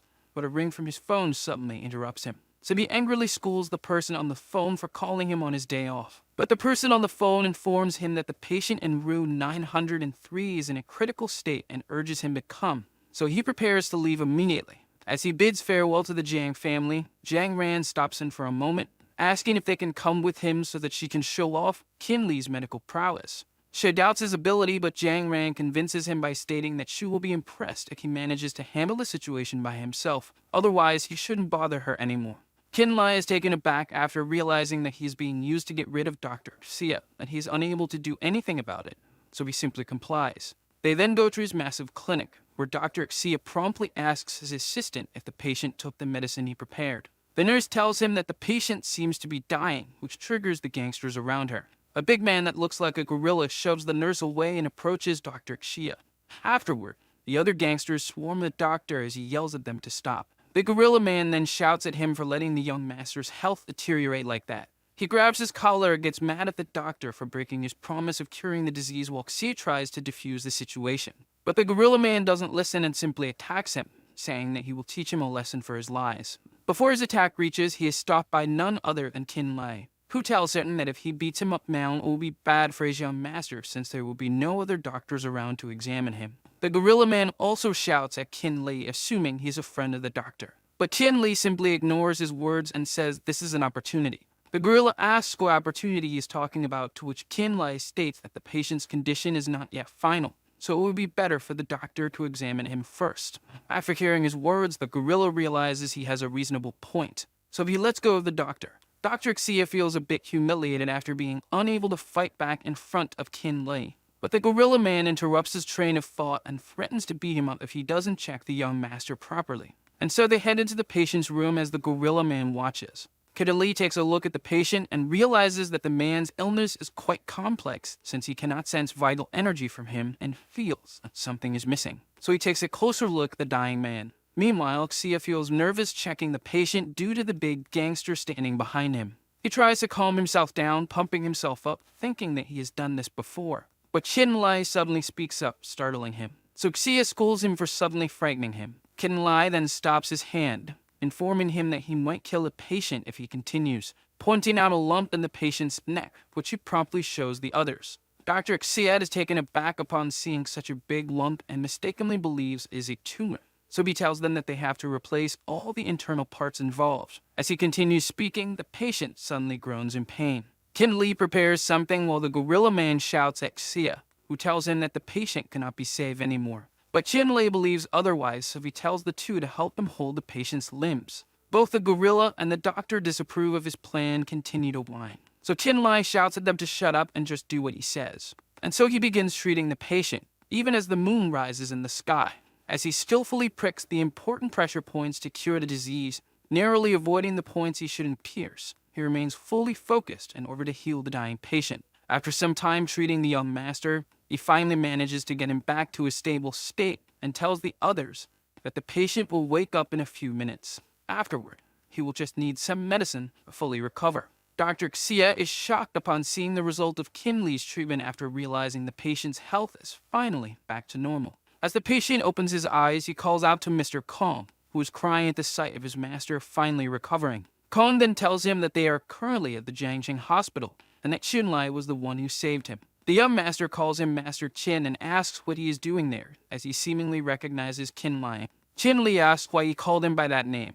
The young master apologizes, believing he mistakenly thought Qinlai was a friend he met in Shangjing, which confuses Qinlai since he has heard that place mentioned before. Kong then asks if the young master is now fine, to which Qinlai answers, saying that his illness won't be a big deal if he gives him some remedies after receiving his medical record. The gorilla man hands Qinlai the patient's medical record while thanking him. Qinlai thinks he might be able to find something out in Shangjing as he signed the medical papers, while Xia is in the background trying to recruit him to be an assistant doctor. But Qinlai refuses and tells him that his own clinic still needs its chief doctor, which makes Xi spit blood after the sudden rejection. The young master then thanks Qinlai, to which he politely welcomes the praise. He also requests Kong to book a private room at the Heavenly Palace so that he can stay in Jiangxing when he recovers in 3 days, to which he promptly complies. He also invites Qinlai to a party, though Qinlai doesn't give an answer yet. As they head back to the villa, Jian Jun informs him that he saved an important person today. He tells him that the person he saved is part of the Xu family, which is a powerful family in Shangjing like the Jiang family. Though they were betrayed and kicked out of Shangjing, they asked Qinlai to find a blood jade to celebrate the party of the old master next week, but he suddenly fell ill. He then adds that he doesn't want to trouble him anymore since their family has no idea what to do right now, but Qinlai tells him that they are brothers. Jiang Jun reaffirms what he meant, so Qinlai tells him that he will cure the old master to help fix their relationship. This makes Jian Jun absolutely happy, so he informs Lai that he has also contacted the CEO of a cosmetics company to help him and his wife. 3 days after the hospital incident, Qinlai arrives at the Heavenly Palace for the party. Inside, there are tons of people partying like there is no tomorrow. Tu Xiao thanks Qinlai for saving him, saying that thanks to him, he is able to party with everyone. He proposes a toast to Qinlai as he lifts his glass of liquor. Qinlai tells him that he's flattered but also advises him to drink less due to his body still recovering. But Xiao doesn't listen to his advice and says that he has nothing to worry about since Qinlai is there for him. He then whispers to him, asking if he is curious about who he is, to which Qinlai simply says that he is just a patient in his eyes. This gets him a look of approval from Xiao, who declares that they are friends now due to Xinli's carefree attitude towards him. Xiao's friend calls them over and asks both of them to join the fun since it's rare to see the young master partying. But suddenly, a person flies through a door behind them. A cocky-looking man enters and asks if the man he threw was associated with Xiao, accusing him of spilling his wine. The man denies it, saying it wasn't his fault. Xiao tries to defuse the situation and asks what exactly happened. The white-haired man tells him that his friend broke the rules of their gang serious, so they will beat up anyone associated with him. The others recognize the name of the gang, which makes them nervous. This gang is actually a powerful organization that holds a lot of power despite the Jiang family seemingly being in control of Jiangxing. It is said that even the Jiang family themselves are afraid of them, despite them being only an underground gang. The reason they are feared is due to their martial arts prowess. They are martial artists who know how to handle dark power, so no one dares to mess with them. Xiao's friends run away after hearing the serious gang's threats, while the man who spilled the wine begs for forgiveness, offering to pay for the wine he accidentally dropped. Xiao also offers to pay for his friend, asking how much they want in exchange for their safety. The gang contemplates his offer for a bit, before bursting into laughter, mistakenly thinking that their gang is lacking money. The white-haired man smiles devilishly and proposes a solution since Xiao wants to stand up for his friend. Xiao asks what it is, to which the man replies that if Xiao takes a punch for his friend, they will let him go. Xiao is troubled by this offer and realizes that they only want to fight. Suddenly, Qinlai steps up for him and asks if he can take the punch instead, which surprises Xiao since he thought Qinlai had already left. Qinlai asks Xiao to step back, worried that he might get hurt. He confidently tells him that the serious gang is only playing around so it won't be too difficult. After preparing, Qinlai tells the white-haired man to come at him, which he swiftly does, flying into the air. He launches a powerful attack imbued with dark power aimed straight at Qinlai's face. But Qinlai successfully intercepts the attack and skillfully dodges it using his own power. The white-haired man is surprised to see Qinlai also using dark power, so he launches another attack, saying that dodging doesn't count. But this time, Qinlai grabs his fist and successfully stops the attack again. The white-haired man then decides to stop holding back upon realizing that Qinlai is also a martial artist and prepares to launch a full-force attack. Qinlai does the same, irritated by his taunts. Their fists collide, resembling a tiger and a dragon, as energy flies all over the place due to the force of their attacks. Xiao finally stops them by revealing that he is part of the Kexu family, which successfully halts the white-haired man since he doesn't want any trouble with them. So the white-haired man decides to make amends and tells Xiao that their altercation is now over. Xiao then asks him to keep his identity a secret, to which the man respectfully agrees. The white-haired man also praises Qinlai's martial arts and asks where he learned them. But Qinlai simply tells him that he is just an ordinary doctor who exercises a lot. The man laughs after curing his denial and offers him a place in the serious gang, telling him to come by any time if he's interested. After the gang leaves, Xiao also praises Qinlai, saying that he did not expect him to fight so well. But Qinlai replies that the man simply held back, which made him seem more powerful. Xiao laughs at his modesty and informs him that he will return to Shangjing in 2 days, since he's been away for a while. He invites Qinlai to visit him in Shangjing in the future, to which Qinlai agrees. As the night deepens, Qinlai heads back to his mansion. Jiang Jun calls to remind him about their upcoming trip to the capital. Qinlai asks why he's calling so early, as there are still 3 days left until their trip. Jen answers by saying they need to prepare in advance. Qinlai then asks what time they will leave, and Jiang Jun informs him it will be tomorrow morning. Qinlai ends the call, then takes a look at the jade balls, pondering why Jiang Jun seems so nervous about visiting Shangjing. As he sets the balls down, he realizes that he hasn't trained in a while after meeting the white-haired man. He begins to train, reflecting that thanks to the old man who taught him the technique, he has been able to earn a lot of money. But he also thinks the old man passed the technique to him for a different reason. And since he still doesn't know who took his parents away or how strong they are, he decides to improve his strength further to achieve his goals. Morning finally comes in the Qinlai household. Jiang Jun arrives at the front of his house and asks if he needs any help, to which Qinlai refuses, saying he can handle it himself. As Jiang Jun sees Qinlai carrying a lot of boxes, he asks what they are for. Qinlai replies that those are all the clothes and food that Xingyin bought for him when she came to Jiancheng. Qinlai then realizes he forgot his underwear, so he asks Jiang Jun to wait while he goes back to get it. But Jiang Jun stops him, saying that he already brought a lot of things and tells him to just buy new ones in Shangjing. And so they head to their flight. Up in the air, they see a massive building at the center of Shangjing looking luxurious. Jiang Jun decides to take Qinlai shopping in the famous shopping area after arriving in the city. Qinlai sees the price of one suit and is shocked by its exorbitant cost. The sales lady also recommends another outfit that costs even more than the suit. Qinlai decides to go with the suit, and then they head to a fancy outdoor cafe. He looks at the prices on the menu and is shocked to see that some of the food costs more than his suit. Qinlai tells Jiang Jun that the prices in Shangjing really aren't for common people like himself. Jun laughs and says this is only the beginning, adding that he will take him to a different place later. Qinlai asks where they are going.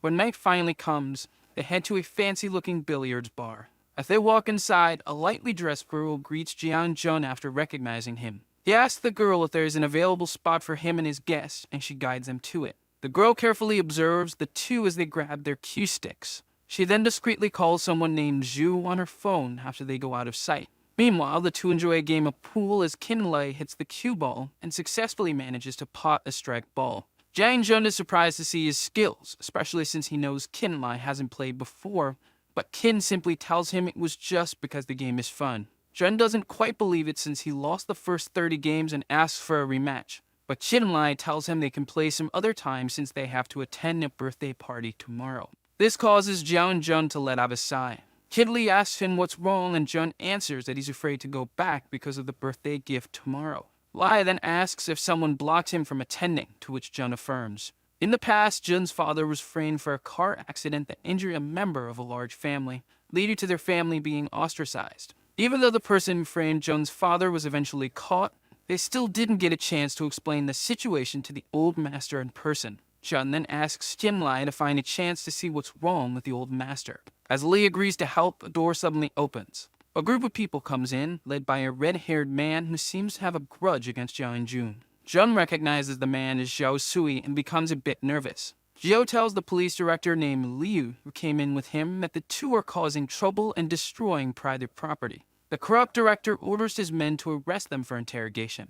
Jia and Jun urges Lai to leave and ask for help from his father to solve the problem, explaining that the Zhou family is coming after him. Lai asks if the Zhou family is really that powerful, to which Jun answers that they have influence in all corners of Shangjing despite not being a first-class family.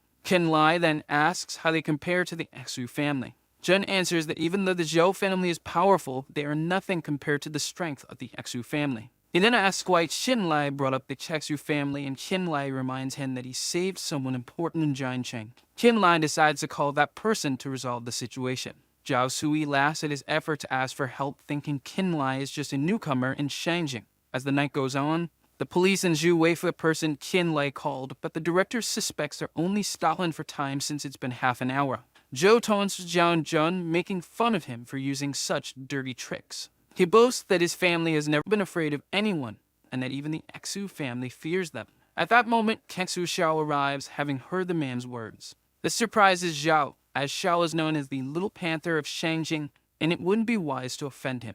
Xiao furiously asks Sui how the Xu family is supposedly afraid of him, but Sui denies it, saying Xiao must have misheard. Xiao kicks him in the stomach for trying to fool him, causing fear to wash over the director. Xiao then tells Sui that he could ignore the insults to his family but cannot forgive him for badmouthing the benefactor who saved his life. The director, witnessing the scene, begins to regret doing the Zhao family a favor. Suddenly, Xiao calls for the director, causing him to jump in shock. Xiao tells the director that he should arrest Zhou as well, which makes the director shiver and fear as he tries to come up with an excuse. He points at Zhu Sui, claiming that he was threatened by him, prompting Sui to call the director a two-faced dog for his betrayal.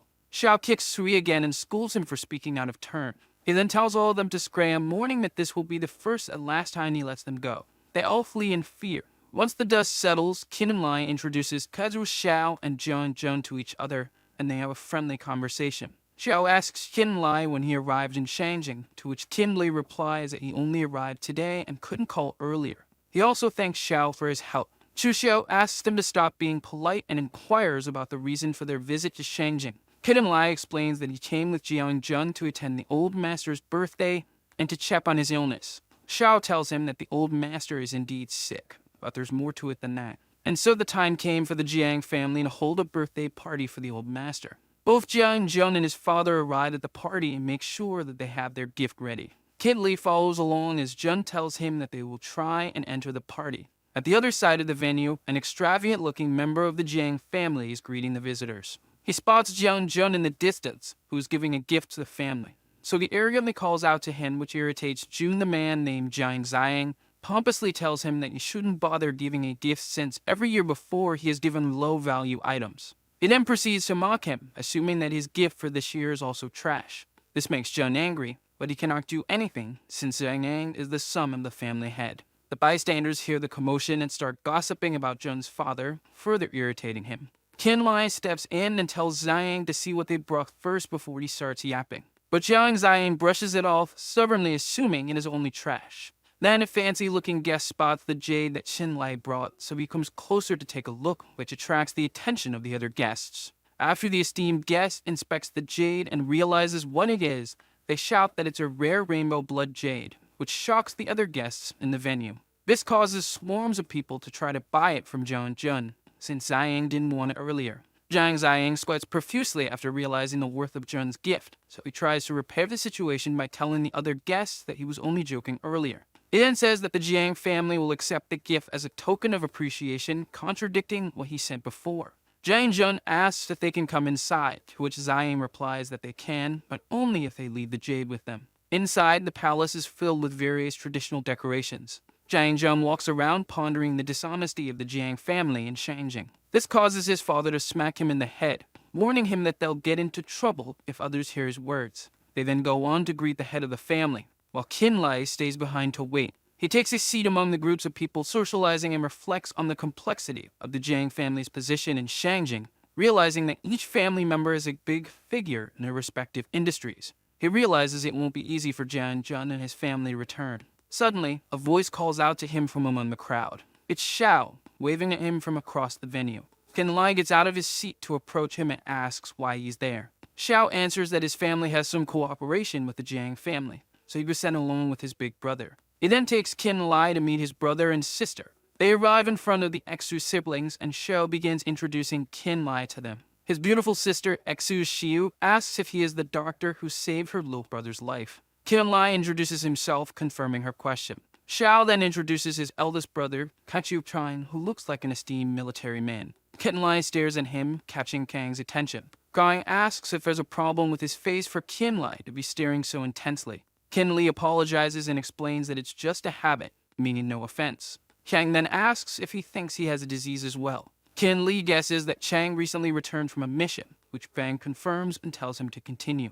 Qin Lai explains that Chang has a strong internal injury that has resulted in a persistent disease despite his outwardly healthy appearance. He advises that Chang should avoid future missions due to his health condition. Qin Li's statement shocks both Xiao and Xiu, who ask their brother if he's really sick. Qin Lai adds that if treatment is delayed any longer, the condition could develop into a lifelong illness. As the sun shines throughout the venue, Kong denies having any disease, accusing Qin Lai of being a liar with a foul mouth. So Qin Lai decides to say no more, knowing he isn't being believed. Xiao pleads with his brother to let Dr. Qin examine him, but Kang furiously refuses, shouting at him to mind his own business. But the true reason for his denial is that he cannot let the other families know the Su family's weakness as they are currently under surveillance. Qin Lai then tells Xiao that he will leave now since he has already met his family. So he tries to stop him. Qin Li asks what is wrong, so Xiao explains that his elder brother just has a bad temper, so he shouldn't take it to heart. He then assures Xiao that he is fine and understands that his brother has difficulties being honest.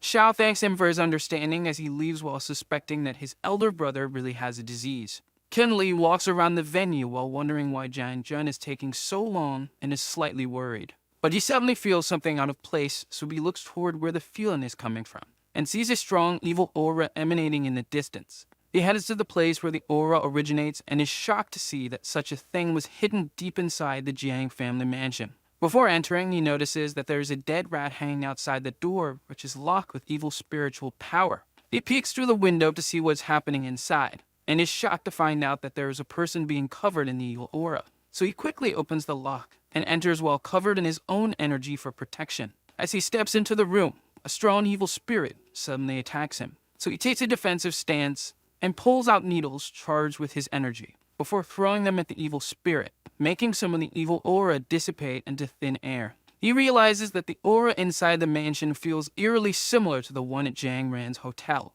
but a swarm of evil spirits suddenly interrupts his train of thought. So he recalls the lesson that the old man taught him, which is that every formation has a certain weakness. He then dodges all the attacks and tries to find the weakness of the formation. After searching for a while, he spots a skull that emanates a ton of evil energy and figures that this is the weakness he is searching for. So he rushes over to the skull and launches charged needles at the evil spirits surrounding him along the way. Before he is overwhelmed, he lunges toward the skull with a needle in hand and pierces straight through its temple, then charges it with his energy. As a result, all of the evil spirits disappear around him. Now that he is safe, he takes a deep breath, and he wonders who set up the formation since it was so skillfully made. He also ponders how the old man got caught up in all those formations. Though luckily, he discovered it at the nick of time. He then begins to heal the man as he pulls out a needle imbued with his energy and pricks the old man's forehead with him, causing the evil aura gathered in him to dissipate. The old man then starts to open his eyes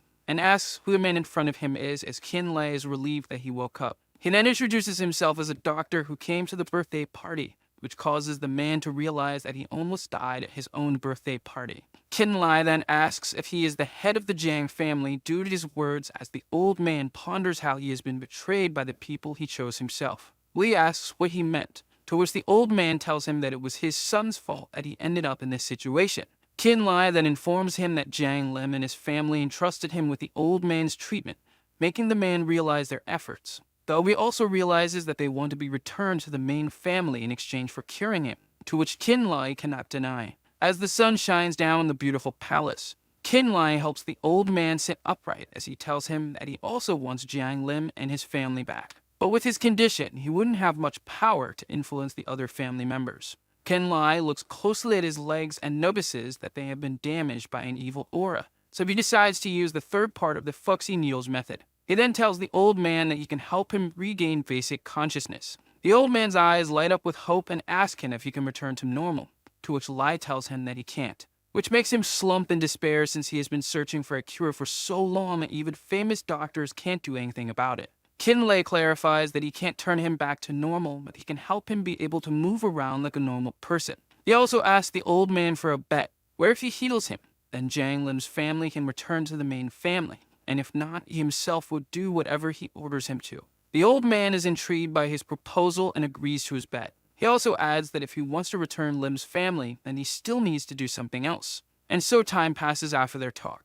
Time finally came for the Jiang family meeting, where all of the branch family heads gather. The current head of the family, named Cheng's, is surprised to see the elder come and even call Jiang Lim to the meeting. The old man speaks up and tells the heads that he has summoned them for an announcement. He announces that he has decided to bring Lim and his family back to the main family. Jiang Ziang strongly opposes this and asks him if he already forgot what he did, which makes his father scold him for speaking insolently to his grandfather, though he adds that his grandfather wouldn't make such a mistake as bringing them back into the family. The other family heads also agree and say that they have no place in the Jiang family. So to confront all of their criticism, the old man asks Jiang Lim to explain what happened in the incident back then. Jiang Jun then starts to hand out a document to the others as Lim asks all of them to take a look since it is information and evidence they gathered regarding the incident, which makes all of the heads in the family start arguing about the contents upon seeing it. Jiang Cheng's also reads it while having a wry smile on his face. He then tells his father that although he also wants to bring back Lim's family,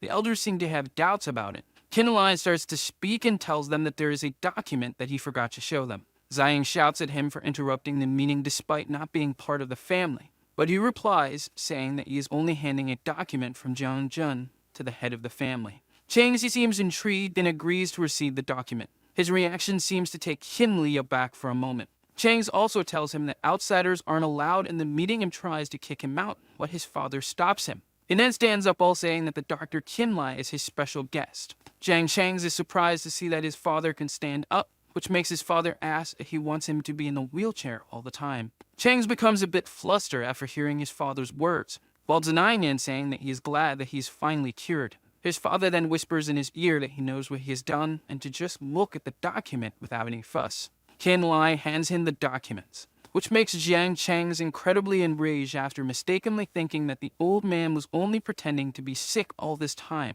The old man then asks everybody at the meeting about their thoughts after reading Lim's document. Jiang Chang smiles since he has a plan to stop what his father is trying to do. He then tells his father that he thinks it's okay for Lim and his family to come back, but they also have to do something before that, which is to recruit a martial artist for their family. The old geezers at the meeting argue about what he just said and state that it would take years to train a martial artist, but it would also be good for their family. An old woman also states that Lim's family is responsible for the incident even if he was wrongly accused, though a scrawny man says that a martial artist could solve that. The old man thinks deeply after hearing what the others said, since ordinary people need talent in order to reach the level of a beginner martial artist. And after that, it would also take more than 10 years of continuous training to improve. So he asks Lim what level Jun has reached in martial arts. Lim informs him that although Jun is young and strong, it would still take at least a few decades for him to become a proper martial artist. Jiang Jun intervenes and asks his father why he is so willing to stay in the family despite them making things difficult for their family.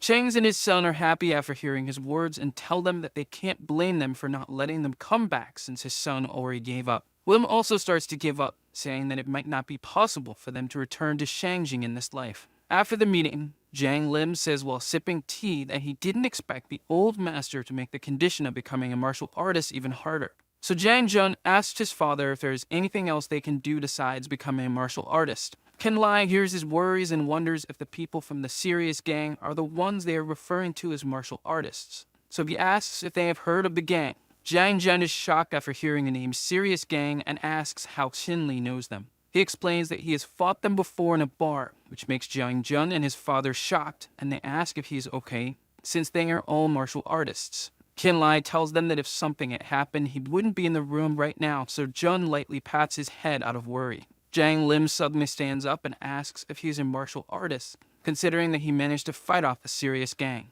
Kim Lai states that he is not exactly sure what a martial artist is and asks him to explain. Jiang Jun explains that martial artists are a special group of people who live above the rules based on what his friend told him in the capital. He also adds that martial artists are divided into 9 levels, with the low-level ones being as strong as practitioners and the high-level ones being able to move mountains. Due to the exaggerated claims, he thought that his friend was joking at that time. So he asks Kin Lai if the serious gang is as strong as those people, to which he confirms, saying that they are much more powerful than normal people. Jem thinks for a bit, before asking him again if he can break rocks with his bare hands, and Lai answers, saying that he hasn't tried it yet. Though he also adds that if Jun wants to be able to do so, then it should be possible with enough training. Jiang Lim is intrigued by what he said and asks if he could help their family, to which Tin Lai tells them that he can do it. So the video ends here.